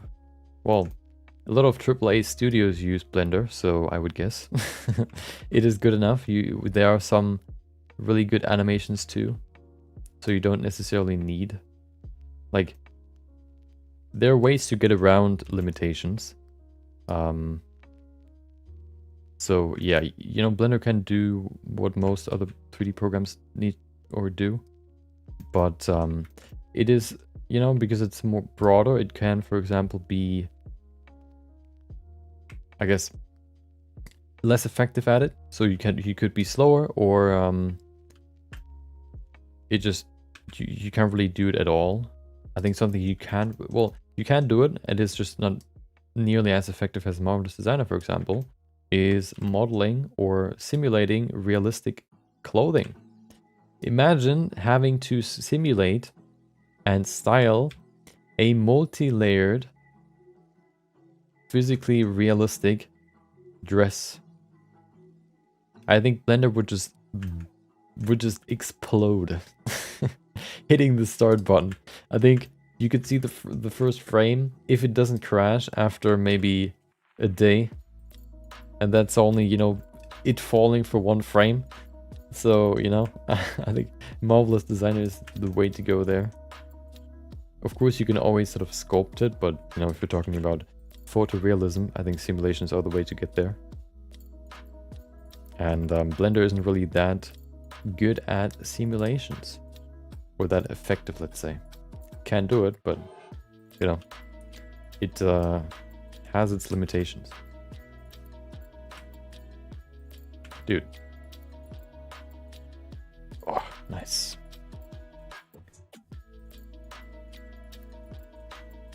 What is that? Gummibird is the red parrot from YouTube channel. Yeah. I've googled it. I've seen it. I think I've seen it before, but I don't know where it. Like, I didn't know that it was that.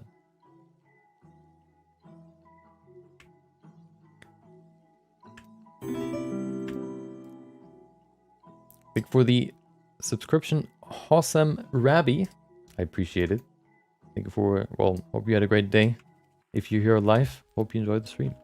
It seems to be less laggy now, so I guess that worked at least a little bit. The drop frames decreased by 1%, no, 0.6%, from 5 to 4.4.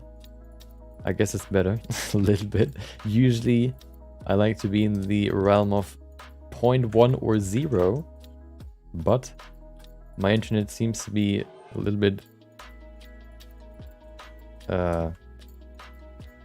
you know, challenged right now. Let's call it that.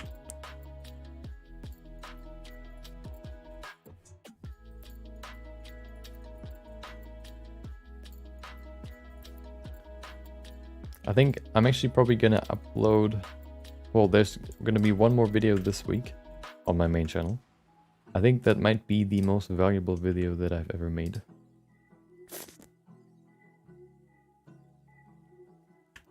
But we'll see, you know. Gonna contain a lot of info, okay?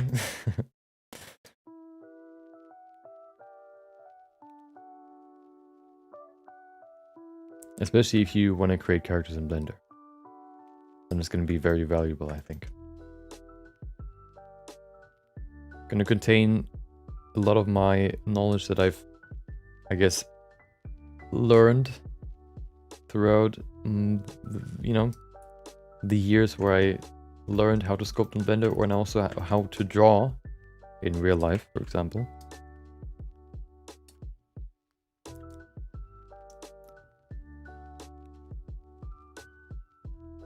So I hope that video can help others too. Probably gonna come out on Wednesday.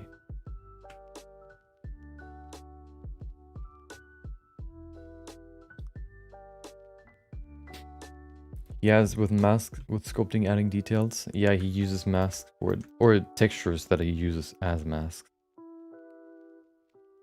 Masks are basically just black and white, you know, textures. And that's the same that you use for sculpting alphas or texturing alphas.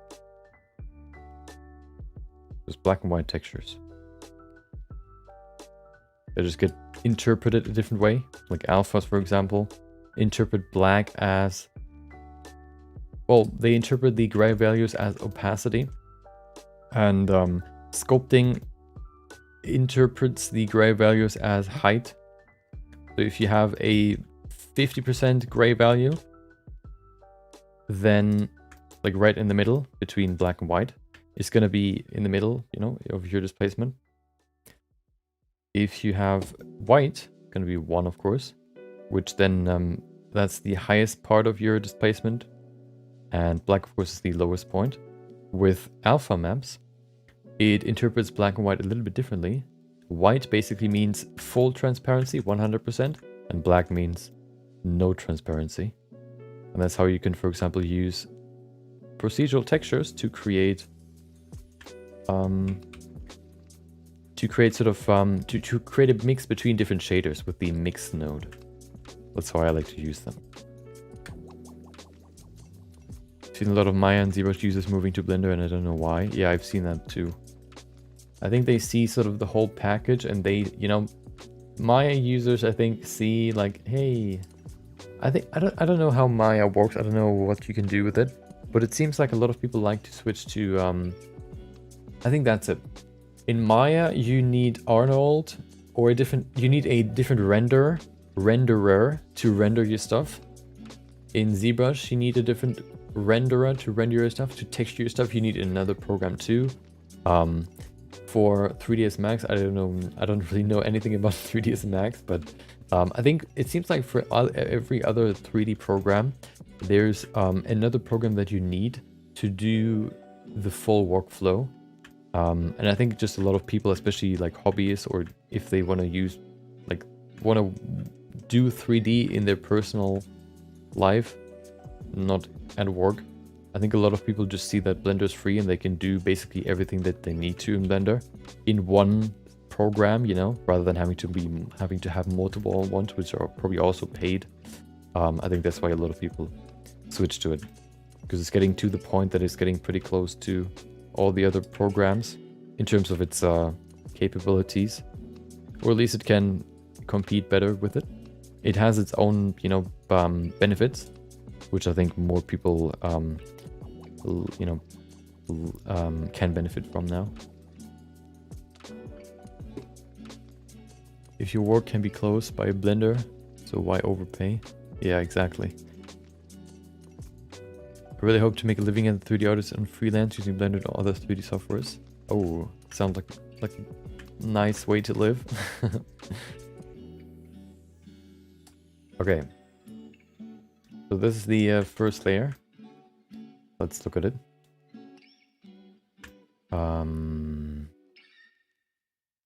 Edit. Nope. Tool. What do I need? Oh, view. Okay. Looks like nothing, of course. Let's do some adjustments. First of all, let's select all the beginning parts here and make them thinner.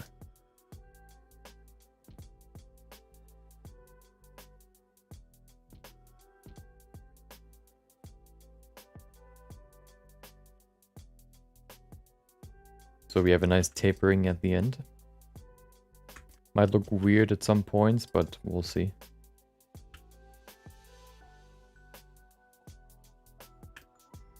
We can fix them individually.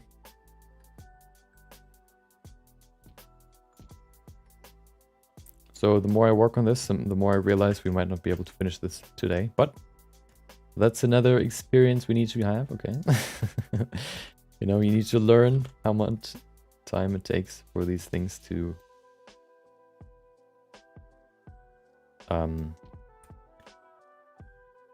end, I guess. I don't know what I'm saying, I'm sorry. Okay, so this looks pretty good already. One thing that I want to do is I want to mirror this. Oh, so this is actually very good for mirroring too, because it's all in one mesh. So you can just now go in here and you can use a mirror modifier to mirror to the other side. What I thought about before, this looks pretty cool.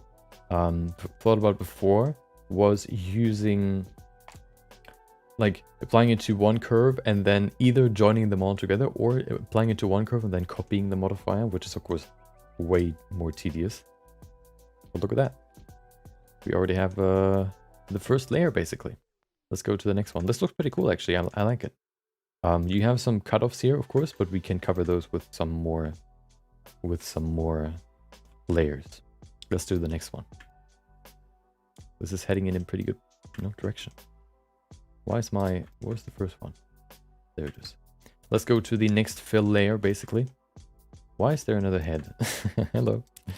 What are you doing here? Hello. Okay. I think I unhid it. That's why it's here. 3D Max Corona render. Is that what the render is called? Let's make a new version. Call it 6A. Moving up in the hierarchy. In the versions. You just select multiple curve ends and scale them using the scale tool. You can, first of all, welcome Kale. Welcome back. You can select them. You can select the tips and you can press Alt-S to scale them. And this way you can taper off the ending. So if I select this one here, for example, this one, I can press Alt-S to make it smaller. And that's what I've done here. To taper them a little bit more. Okay, create a better transition, I guess you could say. Another question? What's the question? I need to hear it. Okay, let's use the next one.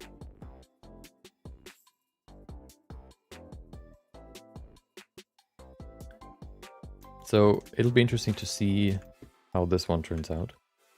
So let's see what it looks like. Okay, it's pretty good. It has a different shape, which is of course what I wanted. It should probably be a little bit smaller. No, it should really only be used to sort of fix some issues here. One thing that I want to figure out is whether or not if I do this, it creates all these bumps. And I want to see if I can make this. I guess we can now go into the brush settings here on the draw settings and set this higher to maybe 20. And now it should not make it. Yeah, see, now it makes it. It's more lenient with these bumps. So I want to probably set it to 16 maybe. To not have as many bumps. So if I now use this and just paste it on top like this. See, it's nice and smooth. And now we can rotate it. And look at that, we have another layer that we can work with now. This layer is, of course, there to sort of give it more variation in, on the head. And also to give it some more volume, because we need to, at the end, get to up there. We have 2 more layers that we need to put on top of this. But, every layer helps with the volume. I'm actually curious what happens if I do this. Oh, cool. Okay. So this might be useful too. Dude, Crow, I can't thank you enough. You saved me so much time. I probably need to make a video about this, although maybe not. maybe I could probably include it in the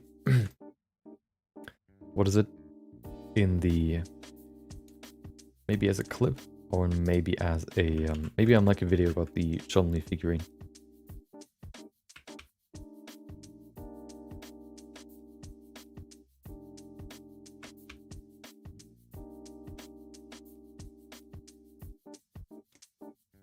Maybe we need to adjust this layer a little bit more than the first one, but we'll see.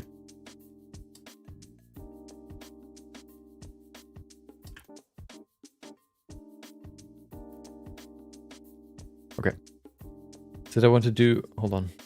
Since I want to do high detail creature designs, can Blender also help me with this? Is it possible?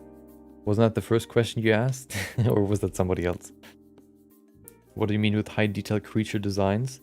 So the way I do it right now is, let me show you, I think something that I've done quite a while ago, and I can probably do better now, but I just want to show you something. Hold on. That was, I think, the first time I sort of dabbled in high detail sculpting or high detail modeling. Why is my mouse gone? Oh. So yeah, hold on.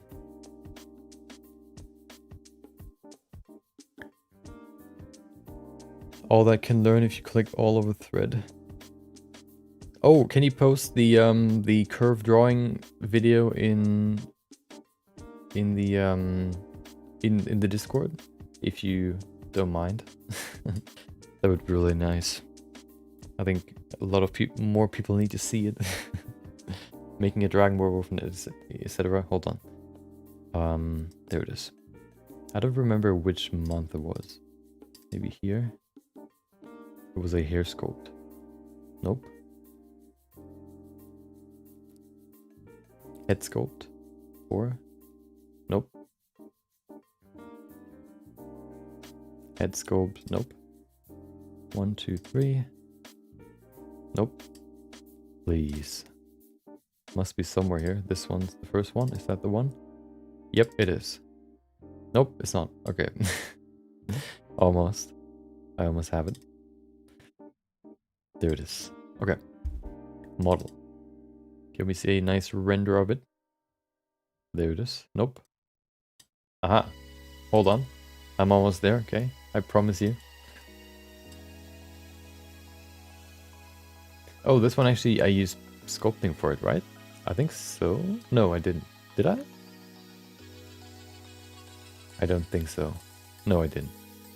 Okay, let me show you what I mean.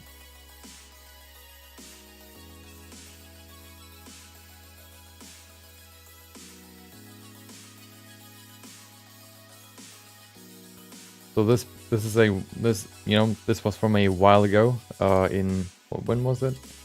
In 2019. Okay. But I made this model. I actually sculpt details. You can see here.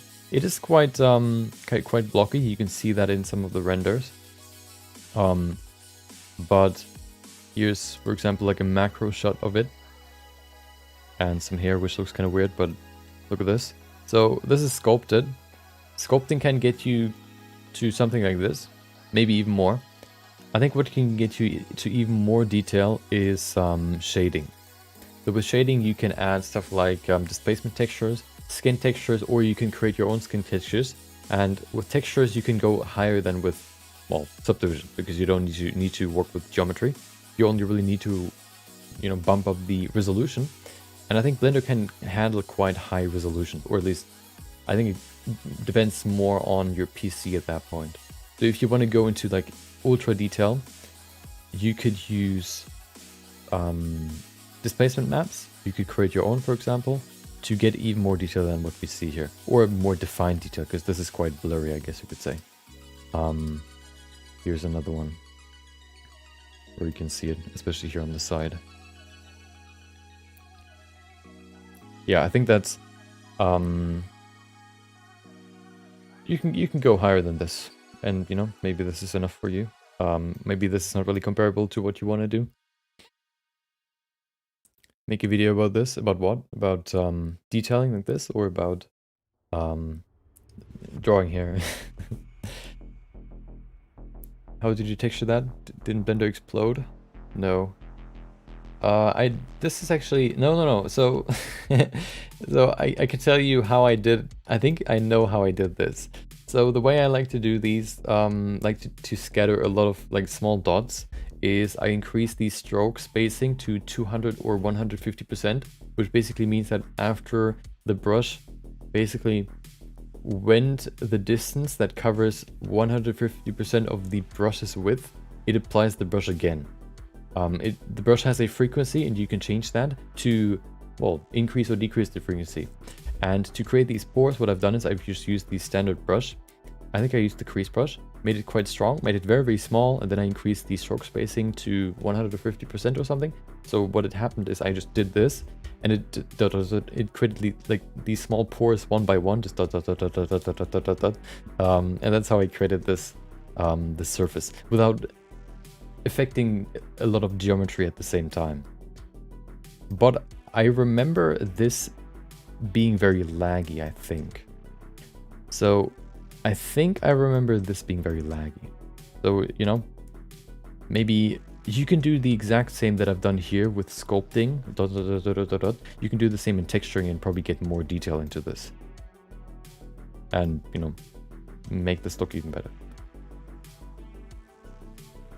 I love details, make it always with multi-resolution modifier for super high detail. Yeah, I need to see how far we can push it with multi-resolution at some point. So I think after the Chun-Li figurine, I want to do like a super ultra highly detailed model of something. Probably game characters don't really work that well for it because maybe, we'll see. Blender secrets, yeah, I probably need to look more into their videos. i6. So I don't know. I have no idea about PC specs, okay? So, you know, giving me your specs doesn't really help me. Of course, you can't know that. Maybe I can give you mine. Maybe that can help you more than yours help me. I try to remember them. AMD Ryzen 7200. Let me look it up. Hold on. Laggy for you equals impossible for most of us. Well, I'm telling you how it's possible, okay? I'm not telling you that it's possible for everyone. So I have a processor, AMD Ryzen 7 1700 8-core processor, and a graphics card, 32 gigabytes of RAM, and where's the graphics card? It's a GTX 1066 gigabyte. So that's what I have. Pores add better at the texturing stage. Yeah. I would do texturing. I mean, pores at the texturing stage. Or, you know, it depends on what, you know, if you want to have a detailed model, then you can't really do that, I guess. That's what I want to test. Okay, let's continue.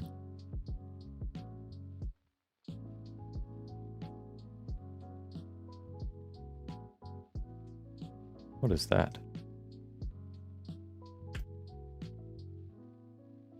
Maybe that's a little bit too big.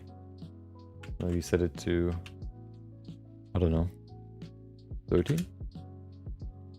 I want to have at least 3 probably here. 3 points. That's better.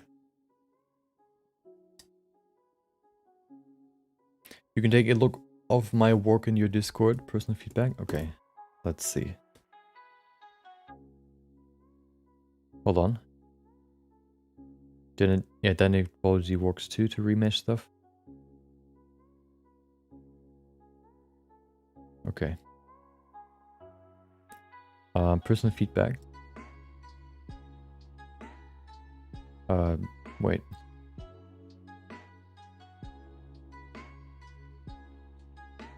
What's your name in Discord? Is it Sharp Shark? No, right? The importer for 3D, you need a video card and a CPU. I don't know what you really need for it. Oh, there it is. You're human, I see. Yeah. Looks pretty good. I wondered, did you follow a course for it? It looks very similar to the course by C.G. Cook or Kent Trammell, creating a photorealistic human. I think the shot looked very similar to that. I wondered if you followed his tutorial or his course. He also has a similar hairstyle and the hoodie. Looks pretty good. I like it. Just want to sculpt awesome looking monsters like the stuff you see in Bloodborne and Dark Souls. You can probably do that in Blender. Yeah. Maybe not. Yeah, I need to do some more testing to see how far you can push it.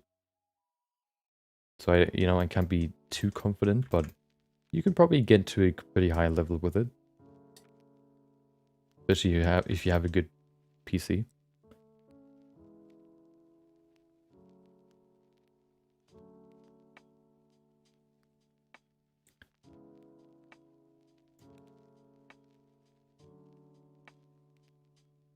And if you don't, then actually the video that I uploaded today might actually also be useful there if you want to do a lot of detailing. So if you want to know what the workflow is to increase the sculpting performance in Blender, then you can check that out.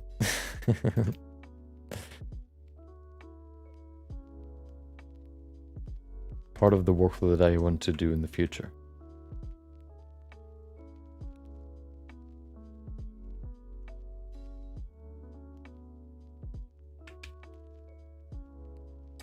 What are you doing?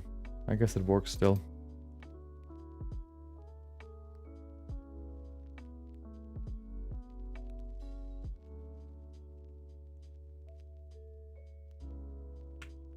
Hello, I don't wanna... Okay.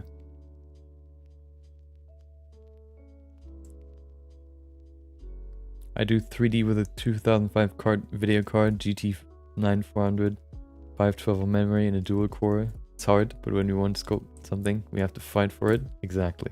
Fight a lot.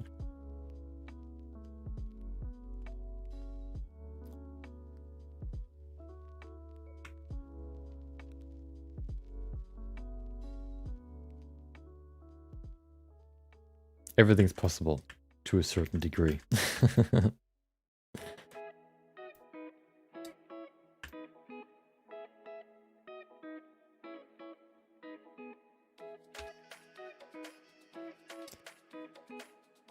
The level is not lower than 1660 will be now, but do not take a video card from AMD.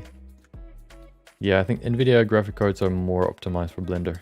They put a lot of effort into that. Partnering with Blender and all that, or optimizing their stuff for Blender. Optimizing Blender for their cards too.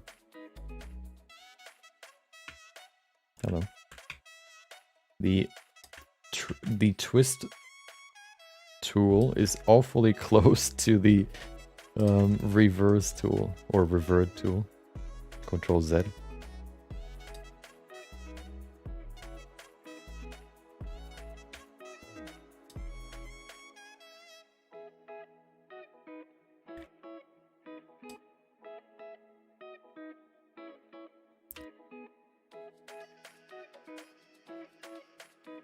Hello, I don't wanna... Dude.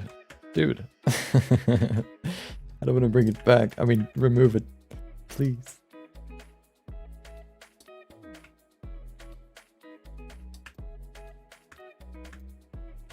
Look at that. The layering has begun. Perfect. That's what makes hairstyles look good. Layering. Depth. Variety.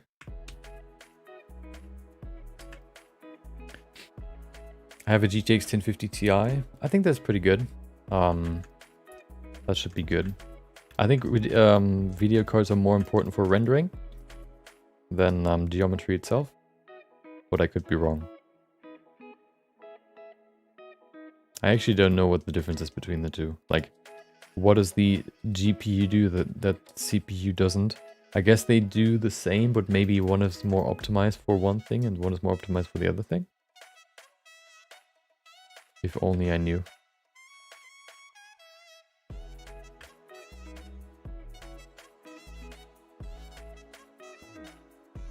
That's long hair.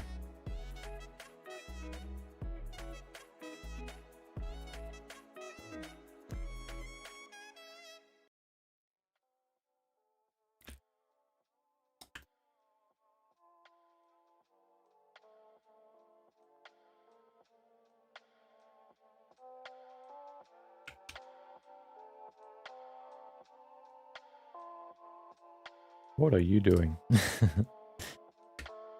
You're rotated the wrong way.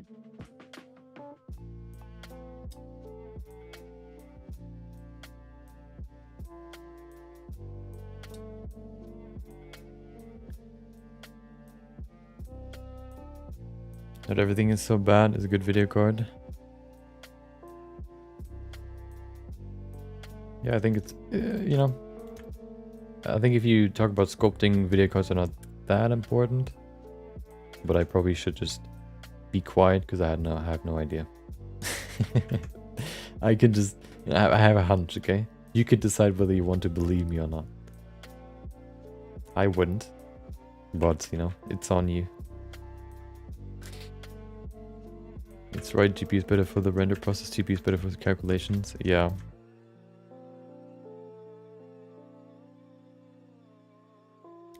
See? I was right all along. Crow said it. No, Zheng said it. And I believe him. He has not said something wrong or lied, so I will believe him, okay?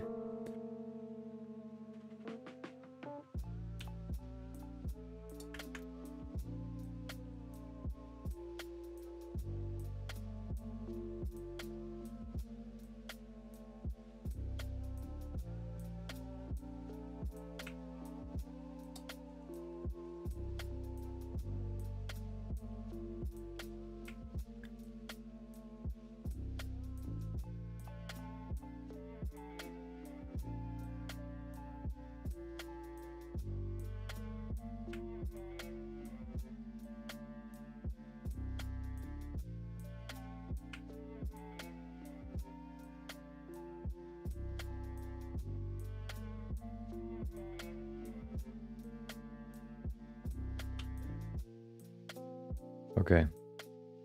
Look at that. Oh, the door frames are going down slowly but surely. So it seems like it's working, or my internet just decided to work again. Be nice.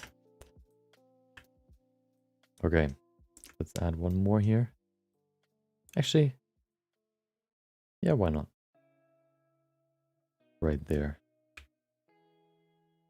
Perfect. Okay, let's see. First of all, get rid of this, and then we need to make them smaller. Let's do that now. I mean, let them taper off. So we select them all again. And then we can use Alt-S again to scale them down. Wait, do we need more here? Ah, nobody will see that. We can still add it later if we need to. Okay.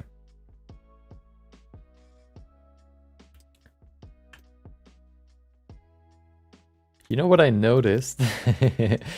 So for a long time, when I recorded for videos, like did some voiceover, I noticed that I did, like, you can hear a lot of mouth noises, like lip smacking or like just fluid in my mouth. You can hear it very, very, very, like a lot in the recording. And I always, it was so frustrating for me because I wanted to get rid of it, but I didn't know how. Because I tried so many different things and nothing worked. So I noticed, maybe that was just like a one-time thing, but I noticed that when I don't have a script that I read off of, I don't have nearly as many mouth noises. which is weird. Yeah, I don't know why, but so I for the for one of the videos for this week, the other one, I did a little intro, I guess you could say, and you know, I did it first by writing it down so I know what I want to say, and then I did it without it, and the one without, like the one first, of course, I just, you know, used my written thingy, and then I realized, hey, you know, there's so much mouth noise in there. You know, what if I just, you know, speak? So I did that, and there was like no mouth noise. I don't know why that is. Maybe, yeah, I don't know. It's weird. Probably just something in the brain that just, I don't know, has to concentrate on one thing and then not on the other. Or it's like I speak differently than when I read things off than if I just speak. So it's more, I don't know, it's more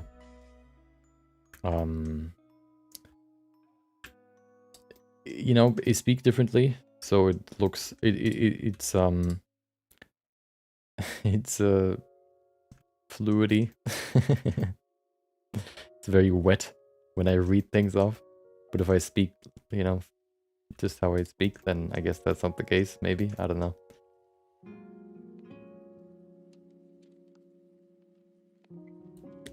If you need to work with a large number of polygons, then without a CPU is powerful not to do.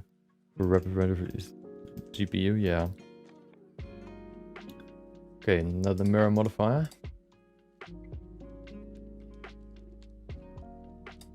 Perfect. So this looks starting to look good. Let's actually go into render view and see what it looks like. I don't know if I have a HDRI in here. I think so. I don't. That's too bad.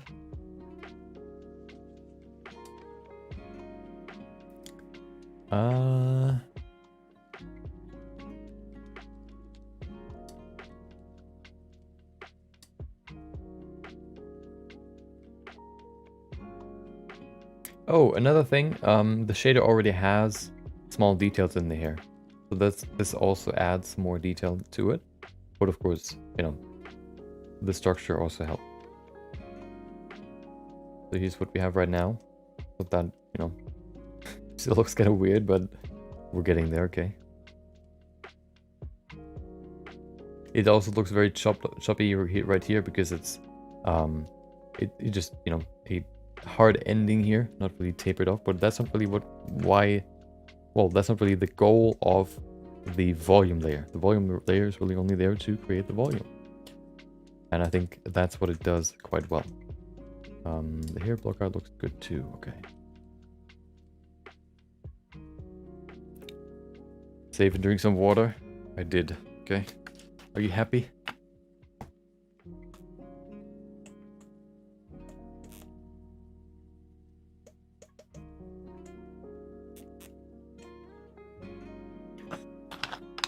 So I think what I want to do today is I want to create the block out for the hair, and then tomorrow we can go into the detailing.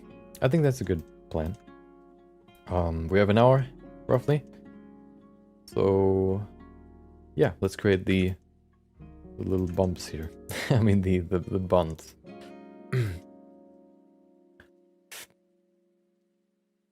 Can be done through transparency and hair. Yeah, you can also use transparency to create nice detailed hair. I've seen that in Flycat's video, one of them.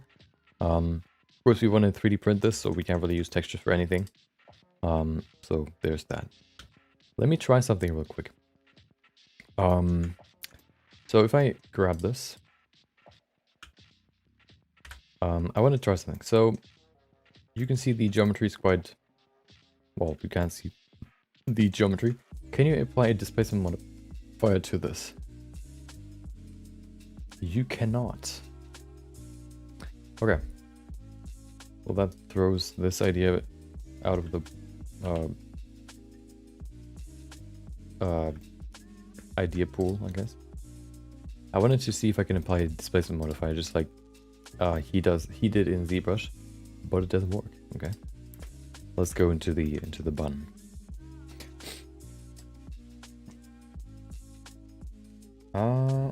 We can probably use the first hair strand again.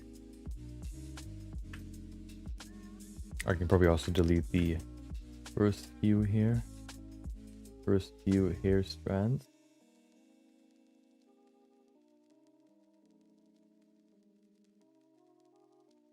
Get rid of them. Fill 1, 2. Okay, perfect. Okay, so this will be interesting. Let's see if we can use the drawing tool here too. I don't think so, but maybe. Actually, we don't need to be too detailed for this. We'll see. Let's see. So I think what I want to do here first is I want to keep this quite big and really only sort of try to match the shape that we have here.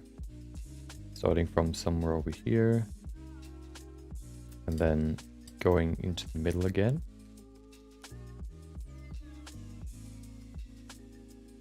Somewhere over here. And then we can use this one to move the curve. And we can use... We need another one here. Subdivide. Otherwise we can't really match the shape. There you go. This one can then dip into the middle again to finish the bun shape. And then we need to flip it all. Look at that. I have another idea that I want to try. Oh, hell yeah. That's a cool song. Flippy song. So, there it is. So this will be covered by clothing. So it's not, you know, we don't need to spend too much time on this. Let me try something. So what I want to try is, what if I grab an empty called plane axis. There it is. What if I don't use plane axis? What if I use a sphere? I use the sphere. I want to place it right in the middle of this bun. So we're going to look at this bun and we're going to scale it down so it really fits on there. Perfect. That looks pretty good. A little bit too high maybe. Perfect. Right there. What I want to do then is I want to go to the curve and I want to select... No, I want to go in here to the object, to the null object. Shift S, cursor to select it.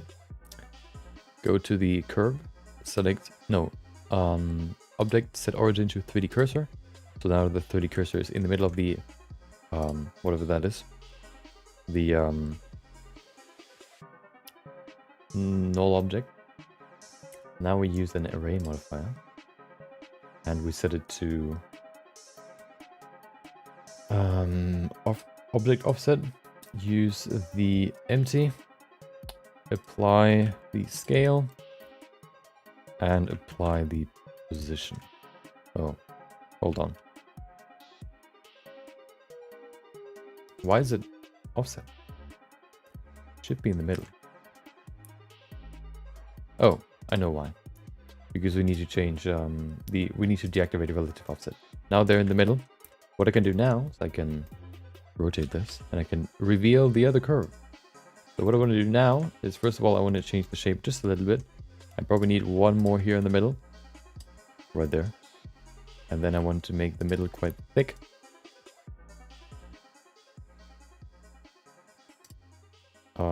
Same here. So it can be quite big here.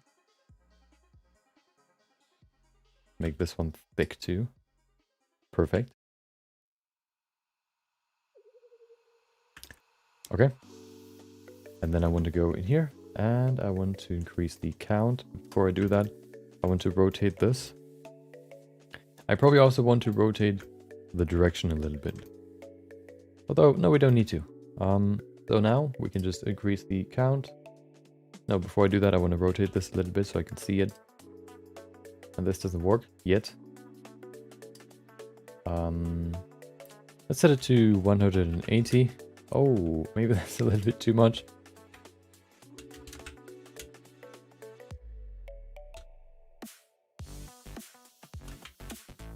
$23 looks good. And then we need to rotate the curve a little bit. Wait. Like this? Nope. Hold on. We actually don't need to. We can rotate it afterwards. So let's finish the curve first. I want to rotate it by 360 degrees fully. So we're going to need to change the rotation to 360. And then we need to go in here. Wait, was that the way that it worked? Hold on. Oh, no. I guess we could do it manually. 344, I guess. That's pretty good. It's very, you know, very clean looking. There are no, like, it's very much the same everywhere, but that's okay. We can change it afterwards. Okay. Now if we apply this. Transform curve to mesh. Well, okay. Well, maybe we can't do it this way. I wanted to keep the curve so I can then go in here, kind of rotate it, and then change the individual curve. Apparently that doesn't work. I need to transform it into a mesh. So, well, you know, if you ever can use this for anything, then go ahead. We can also just do something else. We can just duplicate it and then rotate it, I guess. That should work too, although maybe not as well.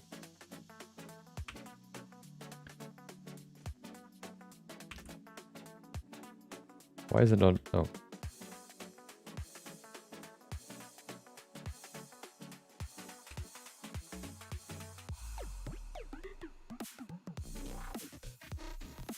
But it, you know, should give us a good start.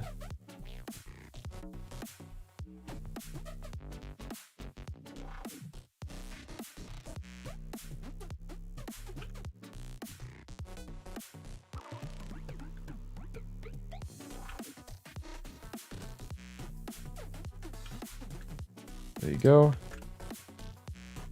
I will probably delete half of them because I want to add more variation. Although, actually, the more I think about it, we don't need to, so we won't.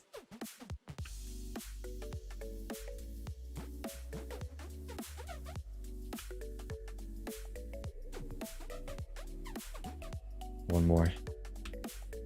Perfect. Okay. Oh. Look at that. Looks pretty good. Of course, it's very clean, but, you know, now we're here to fix it. So let's do that. First of all, I want to change the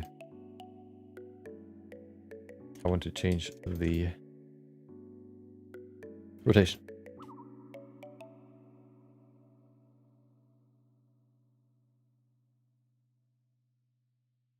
Perfect. Oh, almost. I guess we can use this. New here, so how's your stream going? Like, welcome, Lisvik. Hope you enjoyed your Monday. It's been going well. I've learned I've learned a new thing that has drastically increased my workflow speed. And I always love finding out new ways to increase my workflow speed. So this was probably a very good day. I highlight. Crow made this a highlight day. So yes, I'm very happy. Hope you have been happy too today. Hope it was a great day for you too. Seems like Ninebot doesn't like you. I think the limit for emojis is 8 or 5. So as long as you don't spam more than 5 emojis, you're good.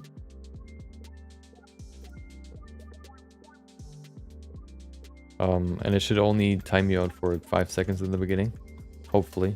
If that's not the case, then you're going to be timed out for, I think, 6 minutes. I hope that's not the case because I changed it. But you never know. Nightbot sometimes has its own personality. Let's call it that.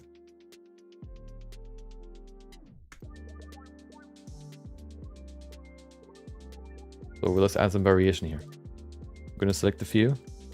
And I'm just going to go in here and rotate them a little bit. I can already add some texture. And then we can also change the scale a little bit. But I probably just want to change the flow a little bit. Like this. Make sure that they're nice and connected. Connecting into the mesh probably. That's what I want to make sure of. We need to see how we can then at the end sort of bring them together so that it's one mesh. Because, you know, 3D printing doesn't like when the mesh is so detailed. Of course, it depends on how big the mesh is, but this is too much detail. So we're going to see how we're going to do that.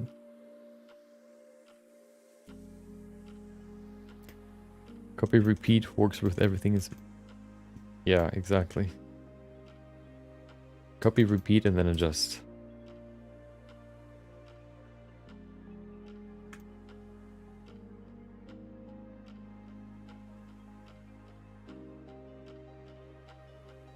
We can also probably just select a few here and change their rotation at the end here. There you go.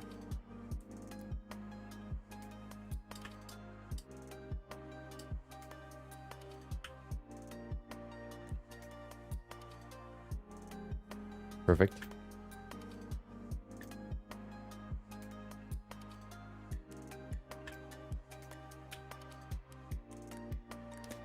Had a great day today. Nice. Passed the modeling and Blender lectures classes. Oh, where do you do them? Where do you take those classes? Are they like with actual grades?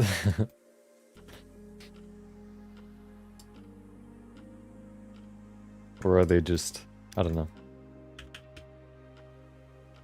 You know, just called classes?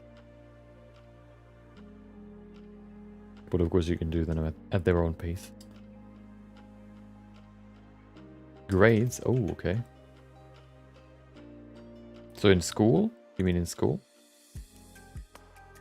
I've never heard, you know, a school that teaches Blender, but that sounds pretty cool. I wish I did that, because then I would probably have been using Blender for way longer than I have now. Actually, I don't know if that was true. I think so.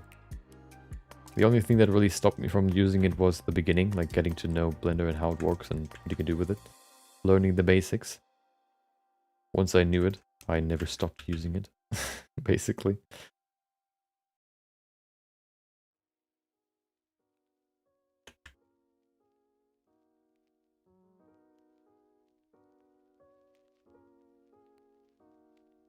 University. Oh, okay, I guess that makes sense. Makes more sense than normal school.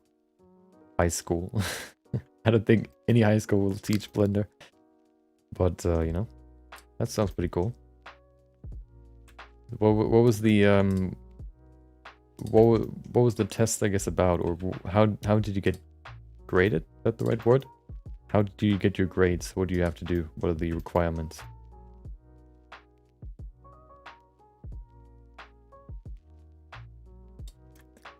Game design faculty. Oh. Okay, I'll see you, Crow. See you later.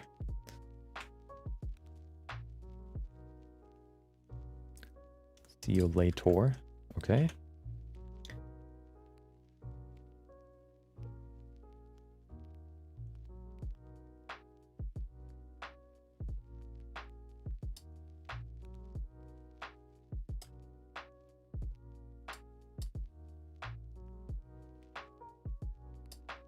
I actually thought about doing game design too after high school, but I decided I would do a graphic design apprenticeship first. And that's what I'm still doing.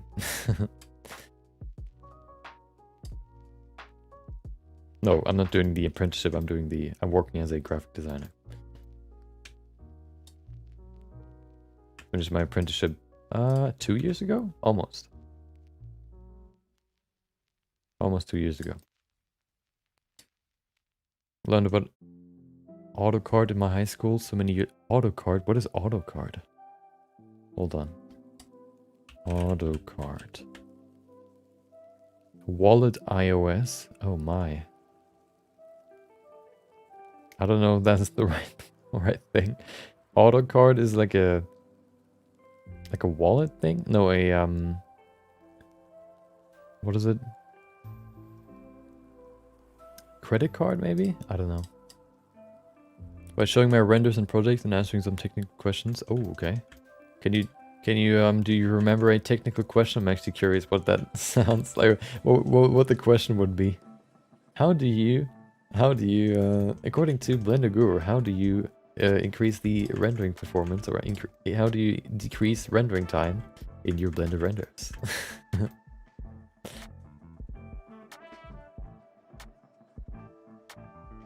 Which ones are the best, the most helpful YouTube videos about Blender?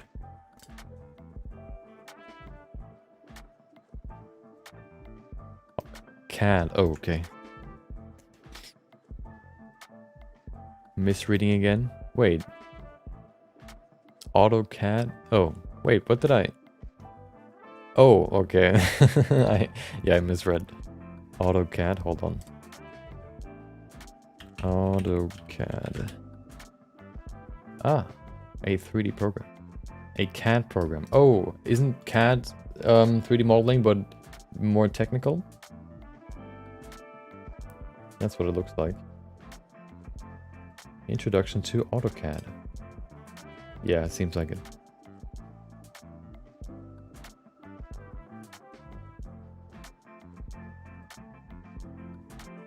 Okay, wouldn't be... I don't think I would like that, because it's too mathematical. But, you know, if you like it, then that's great. Maybe, you know.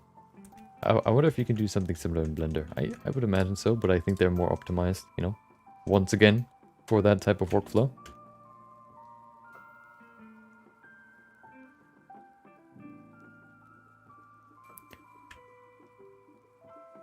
CAD computer-aided design. Oh, yeah. AutoCAD is a software like Fusion 360. Welcome, Dusty. Welcome back. Hope you had a great New Year too. Hope you had a great Monday as well. The year has started, you know. The new year has been here for quite a while, but I think I've seen you last time. I think if my brain still works, which it sometimes doesn't.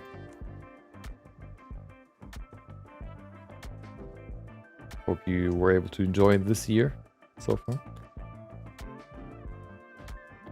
Where you want to increase render time, no, increase render speed or decrease render time.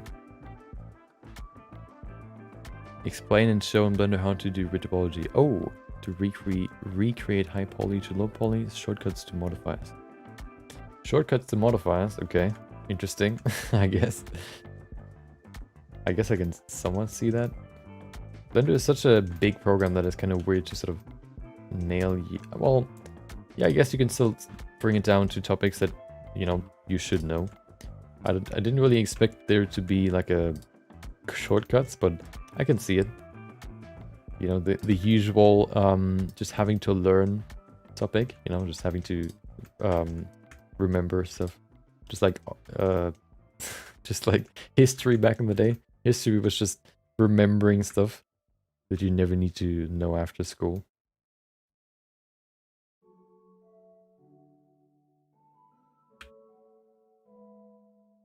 I hated it in school.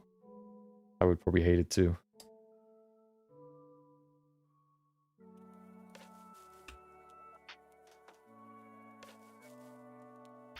Okay.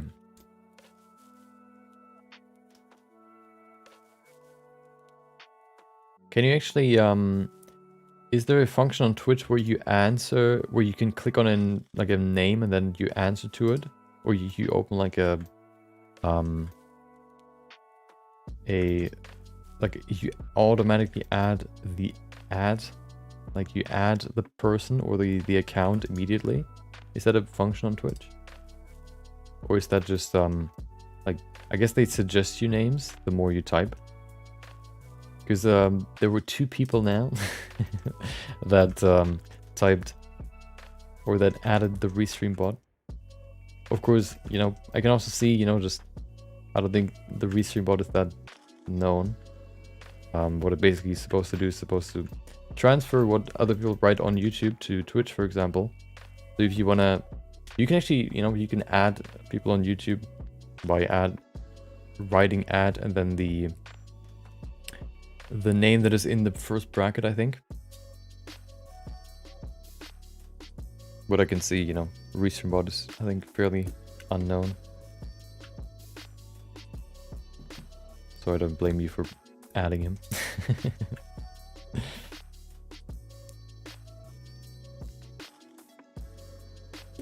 I would prefer learning the magic like Lisk.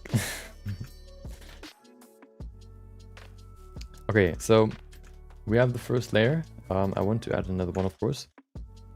Also, let me fill those gaps first and then we can do that.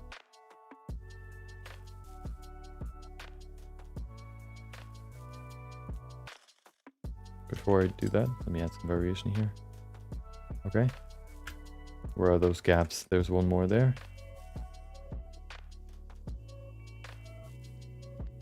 There you go. And then there was one more here. Perfect.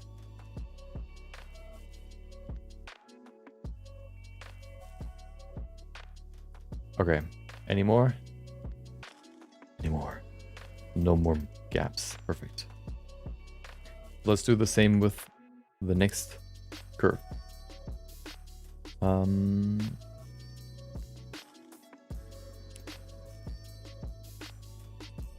So I recommend Univ in Poland. Wait, don't add the Restream bot. Wait, who asked? Artist Kale the God. So if you add, I guess you have to write the whole name, or you can copy what the bot wrote. But if you, for example, want to talk with someone on YouTube, you can add the person and they actually get added. They get a highlight in the chat, as far as I know.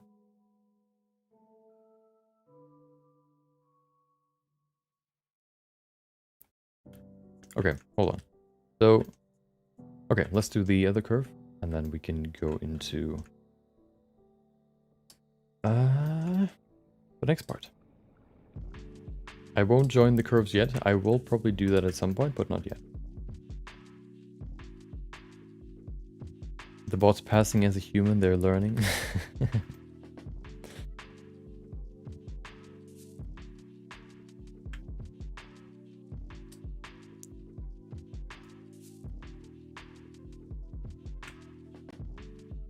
I don't think I don't think they can it's not, you know, they're not that smart if they try to hide as a Restream bot.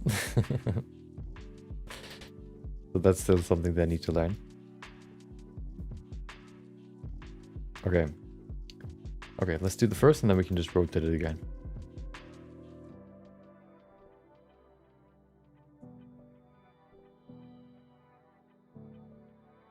This one can probably be a little bit smaller because it only really needs to add a second layer.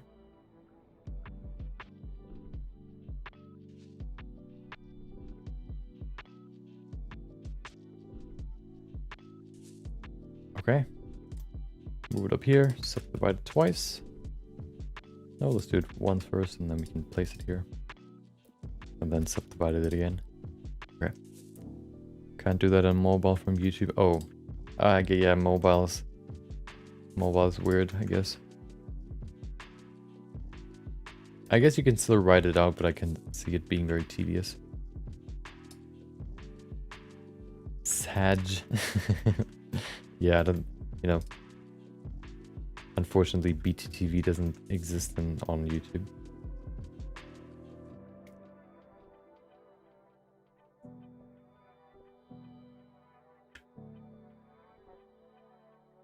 Wait, oh.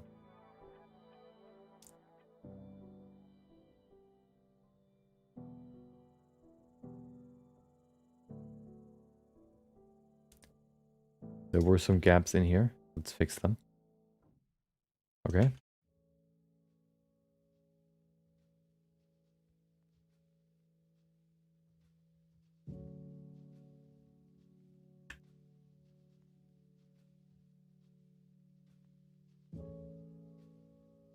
Okay, looks almost.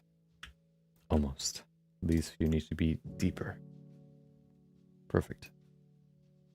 Okay. This one's too broad. Let's make it smaller. Look at that. Look at that detail.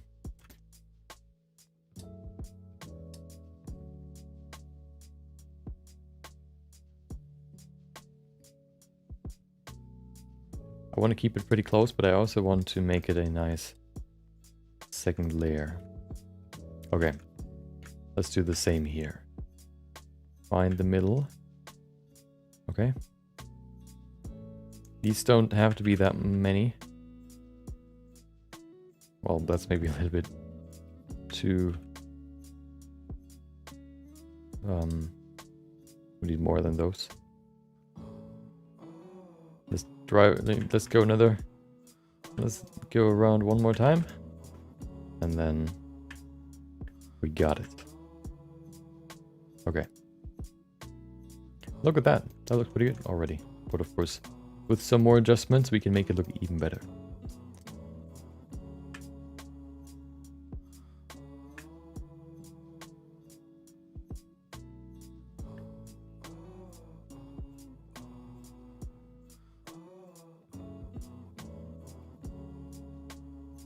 Okay.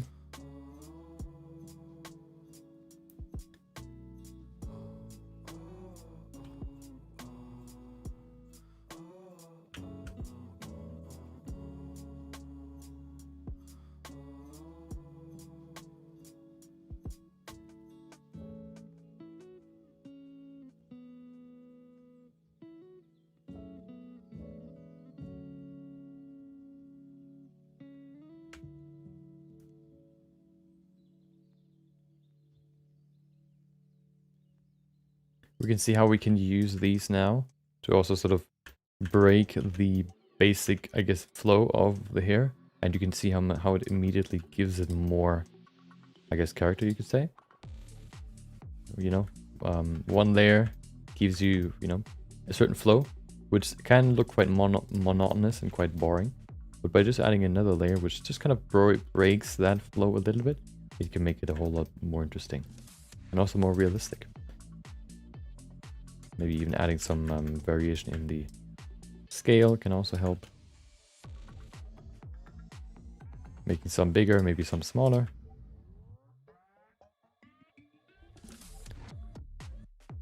There you go. Can also add some variation.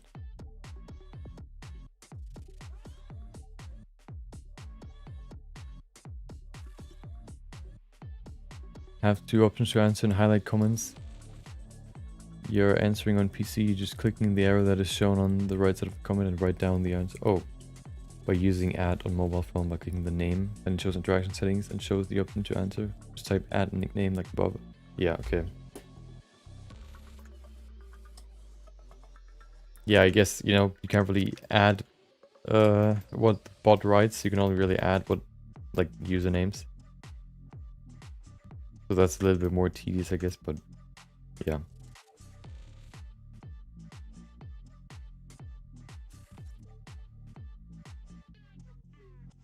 Okay, one thing that I sort of think about right now is we need to make this one shape at the end. So I wonder if I can make it, I think I need to bring it closer. I need to keep, like, I need to make it, like, merge together. It needs to clip into another, otherwise it's too fine for the print.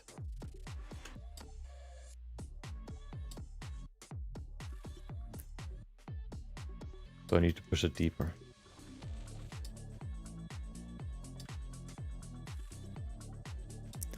I don't know if second option highlight only nicknames or the whole comment.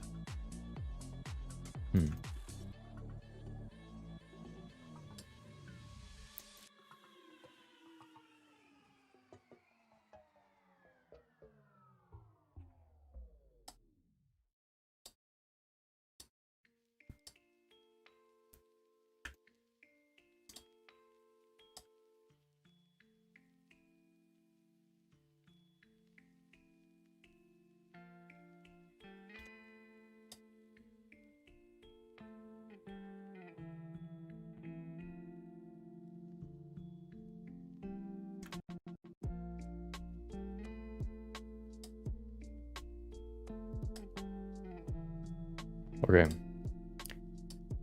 Coming together, I'm quite happy with it. And I'm even, you know, I'm actually excited for tomorrow when we detail this. Because then we can see the final result. and I think it'll look pretty cool. Tomorrow we go into how you can sort of, I guess, create a very smooth and nice sort of hairline, make a nice transition between skin and hairline, and then also, you know, how you can add these smaller details and how you can use them to add some more variation and kind of make it look more realistic, I guess you could say. Liam Noah, the first bot today. Interesting. Cool link, bro. Welcome back, Coach Steven. Hope you had a great day too. Hope you had a great weekend. As you can see, we're in the hair modeling process. And here's the first layer, the fill layer. Tomorrow we're going to do the detail layer. So, you know, this now sort of creates the basic shape of the hair. Tomorrow we're going to make it look more realistic, more detailed, and more varied, aka give it a more character, I guess.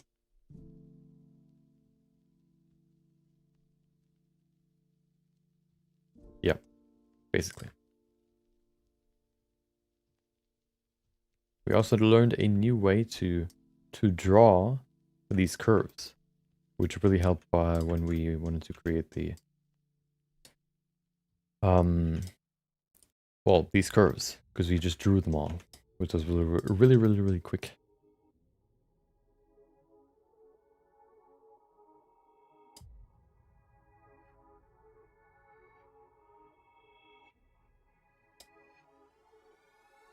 Okay, there you go. Let's join them all together. I also want to, no, I don't want to join. Oh, hold on, I can just select them in the collection here. Oh, which one's this one?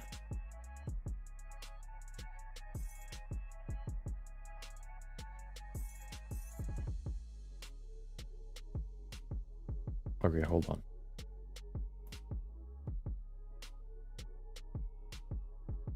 Why is there just a random... Hold on. Okay, that's better. So we have fill right there. Perfect. Oh, well, that didn't work. Select them all and then we can join them. I hope that works. It should work. Okay, perfect. Control J. Well, that didn't work. I guess we won't join them. I guess we won't join them. Wait, what happened actually? I'm curious if I can fix it.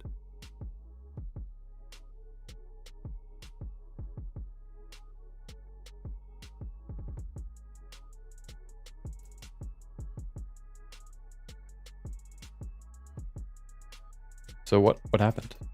They twist themselves back. Do I want to fix that right now? I don't want to do that. So we're just going to leave it like this. Which is annoying, but it's okay. Because what we can do now is we can just apply a mirror modifier to this one. No, let's use the first one, 001.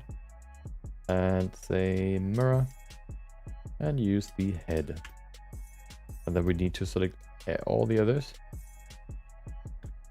There you go, without this one. Perfect. And copy modifiers. And there you go. We have the other one. Look at that. Is this modeled? Yes, it is. The hair is halfway done. Detailing comes tomorrow. Hold on. Bring the other one back. Perfect. Another thing we need to do, fill 2. So let's grab all this. No, first modifier. Okay. And then select all of them. There are not that many, so that's good. And then copy modifier. Well, that didn't work. Did it? No.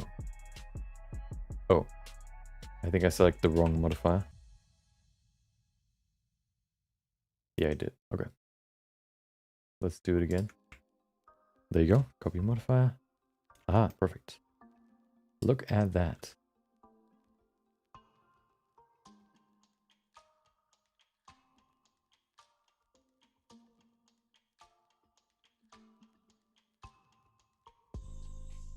Let me bring back the block out real quick. Actually, no, we don't need it. We're gonna keep it like this for now. So here's the first part of the hair. I think each curve has a different geometry object, so that's why they twist. Yeah, I think they have some unique features that get joined together, and they basically inherit one curve twist value, which is why they get twisted, why they all get twisted to the same value. Or they, you know, which is why they twist. They don't copy the values. There you go. Let's bring back this and... Okay. One more thing that I want to do is I want to add an eyebrow. I wonder, hold on, how does Wanda do eyebrows? I'm curious. Show me the way. I think he just sculpts them, does he? No, he just paints them. I guess on figurines you don't really see it because it's so small. No, actually, it's a little bump. So he adds to the mesh itself.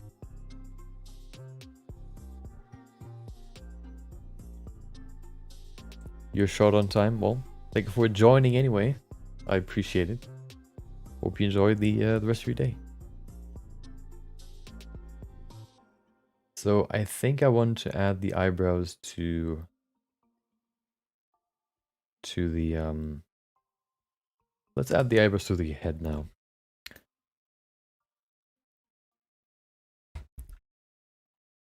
Okay. So yeah, let's do that. So we should still be able to sculpt in mirror mode, right? We do. Nice. Okay. So let's now do what I wanted to include more into my sculpts, adding more detail by sculpting the eyebrow. So let's bring in the hair block out. I want to mask this part here, so I know where the hair block out is supposed to be. Actually, no, before I do that, I want to use my simplify brush and set the dynamic topology to 200, probably. Maybe that's enough, maybe not, we'll see. Apply it to all of this. Perfect. Make sure that everything's nice and covered. Okay. Oh, and then use the mask brush to mask it.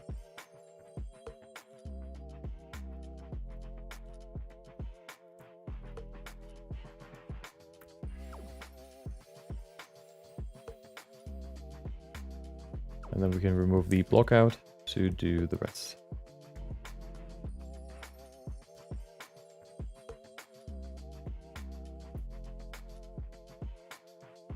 $200 might actually not be enough. We'll see.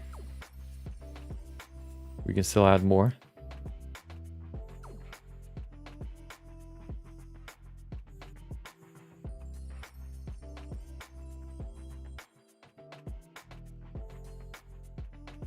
Okay. And then invert and use... What should we use? What about the blob brush? I'm curious what that looks like. No. That's weird. I think I'll just use the clay strips brush for the beginning, and then we can go into more detail with the crease brush.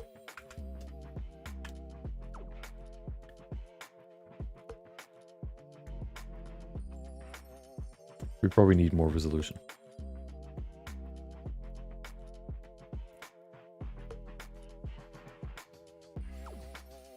You know what? I'm actually curious how high I can go in here. I'm curious.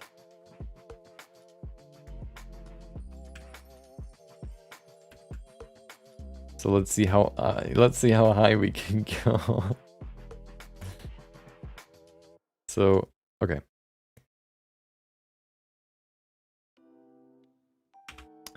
So 200 is pretty easy. What about... Should we go... I want to go gradually. So what about 500? Let's see about 500. 500 should still be doable. Especially if we just... Oh, wow, that's quick.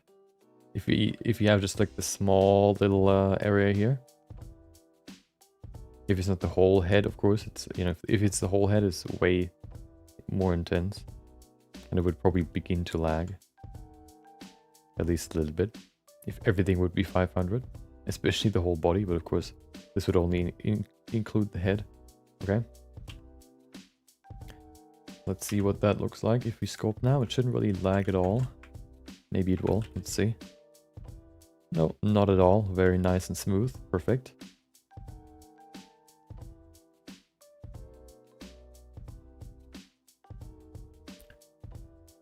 So that's pretty easy.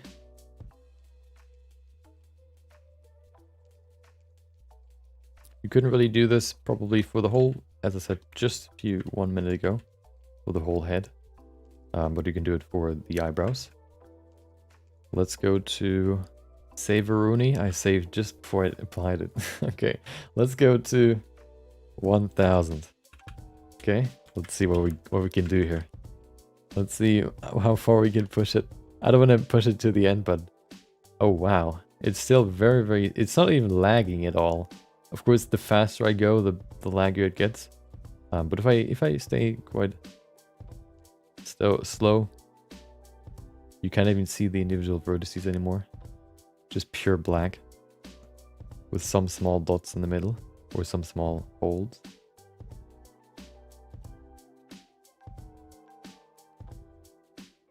Okay. Oh my, double the resolution. Oh, now, oh, hold on.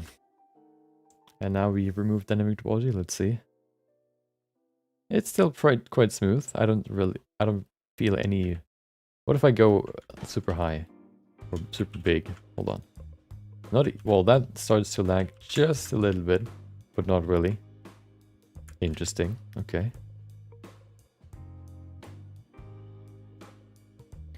So what about 3000?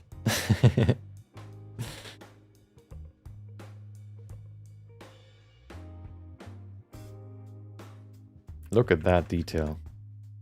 Insane. Okay. One more, okay? One more.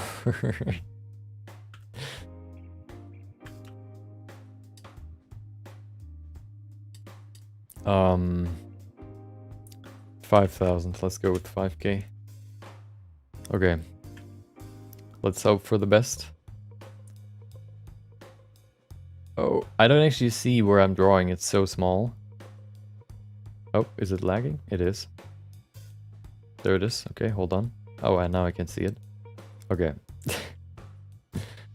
Oh, now it's starting to lag. So 5k is quite high. So maybe 5k is not really the play here. I can't even go that close. Hold on. What about clip start? 0.001. It's still too close. Is it? No, it's not. There it is. How to crash your PC. Look at that. So that's 50 resolution. That's 1000 and that's 5000. It's like when you zoom out of the universe. You see like yourself as a human sitting right here. Then ooh, you go further and further out. And it just gets bigger and bigger and bigger and bigger and bigger and bigger. Okay, maybe 5k is not really the play, but I want to just try and see if I can still smoothly sculpt on it.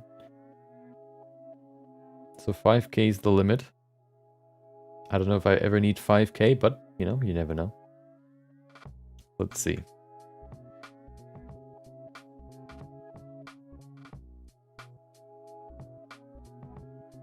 Dynamic topology off, please. Thank you. Oh, hello. Oh, it crashed almost. Or it froze. So Oh, now it's starting. Ah, no, not really. It's still smooth. So the only thing that lags, or the thing that contributes the most to lagging when it comes to dynamic topology, is I guess some brushes do it more than others, but it's really the subdivisions, which is what I thought. Let's just stick with 1000 and, you know, finish the eyebrows. Oh, hold on. Now that we have that much detail, let me do something real quick. Let me use the draw brush, and I want to use a texture.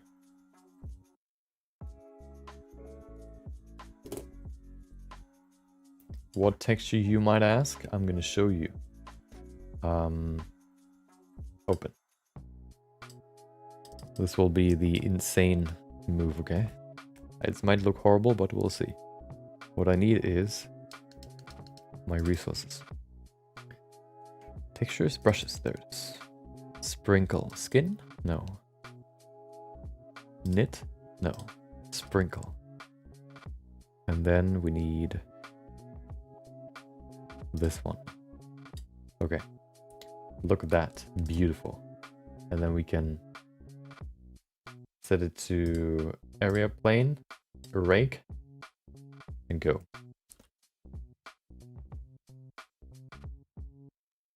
Well, that's wait, what? Oh. Oh, hold on. We need to also increase the stroke to 1%.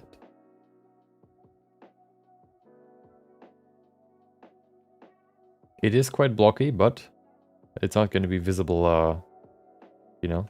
Look at that. Oh my. To see the genetic code.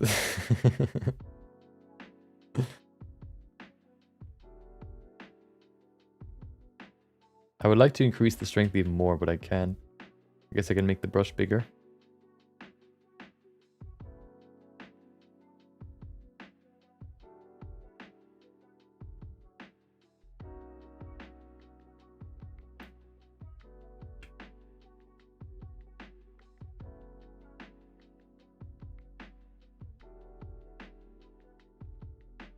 Wait, is the 5K resolution still there? Oh no. It's starting to lag when I go over there. I could remove it, but I won't. Because I am a rebel.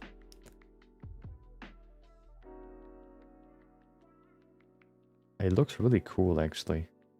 Right here. Oh my, that's really cool. Okay.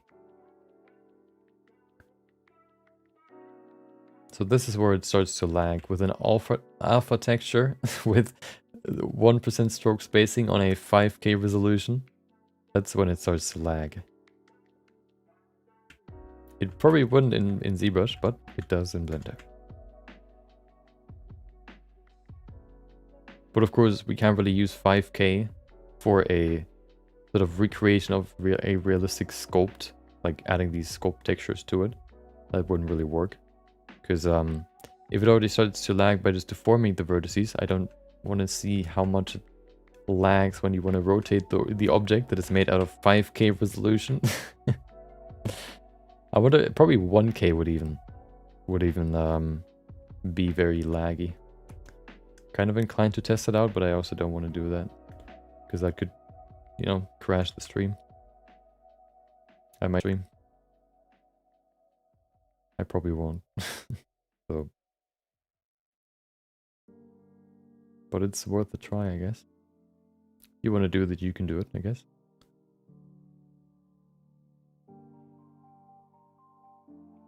Oh, there it is. That's the end of the 5K resolution. Perfect. My PC lags just trying to decimate a 25 dynamic topology model. Well, decimate. Oh, yeah. Maybe, you know, the video that I released today is exactly what you need. I guess you've seen it live, but, you know, maybe you want to rewatch it.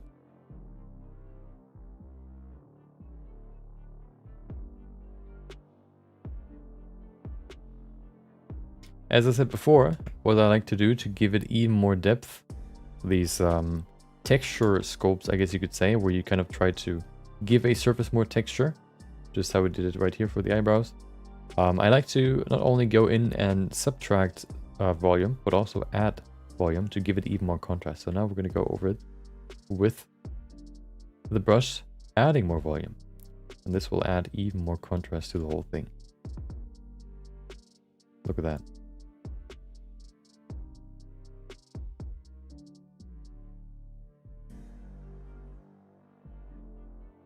Just looking at the surface, it actually looks really cool. Just like some sort of lava pond or lava stone. 872k basis for a full character. 872. I think that's pretty good. I fused. I think the female body from the time lapse has like 1 million, I think, if I remember correctly. Maybe a little bit more. So it's not too bad. Or it's pretty good.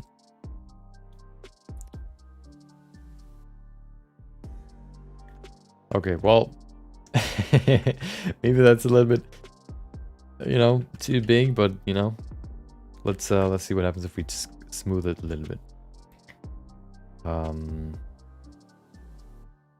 Hold on. Let's use surface for it. Yeah, perfect. Let me save before I destroy my PC, and then let's do it. Oh yeah, that makes it way better. It's smoother, of course, but it helps quite a lot. Oh no, it's on. Okay, I need to remove the 5K stuff, otherwise it won't smooth it as much there. So let's go in here and use the simplify brush once again to set it back to 1K. It's crazy how it's even lagging just by enabling dynamic topology. I already optimized it a lot using simplify brush for detailed areas. Okay.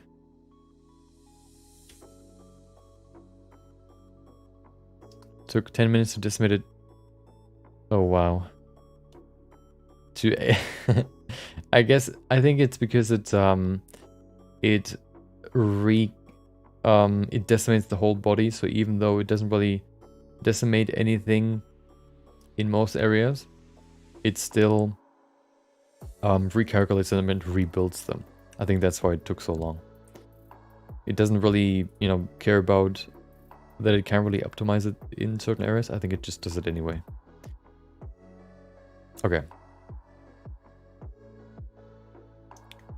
So now using smoothing.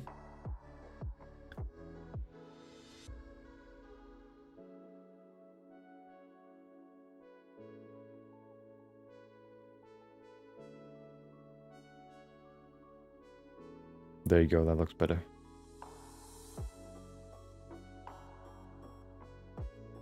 You could probably detail this even more, but I don't want to. I think that's good enough. That's probably the densest part. This part probably holds the most vertices out of the whole sculpt. Okay, yeah, there you go.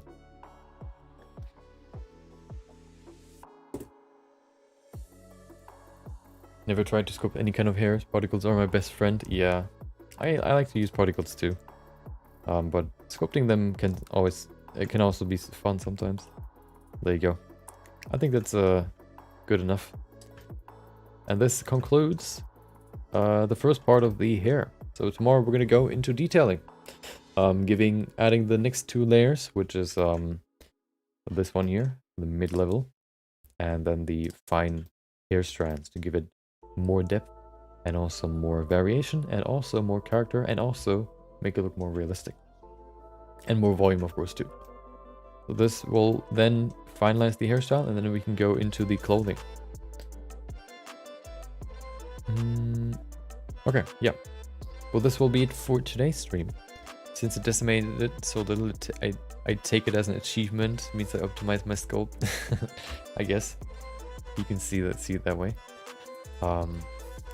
Yep, this will conclude the stream. Thank you for joining. Thank you for watching. thank you for listening. Hope you learned as much as I did today. Thank you for listening. Thank you for watching. Thank you for joining, chatting, or just being here. I hope you enjoyed the rest of your day. Welcome, Johnny, and I'll see you later, I guess. Have a great rest of your day, and maybe I'll see you next time. Until then, take care.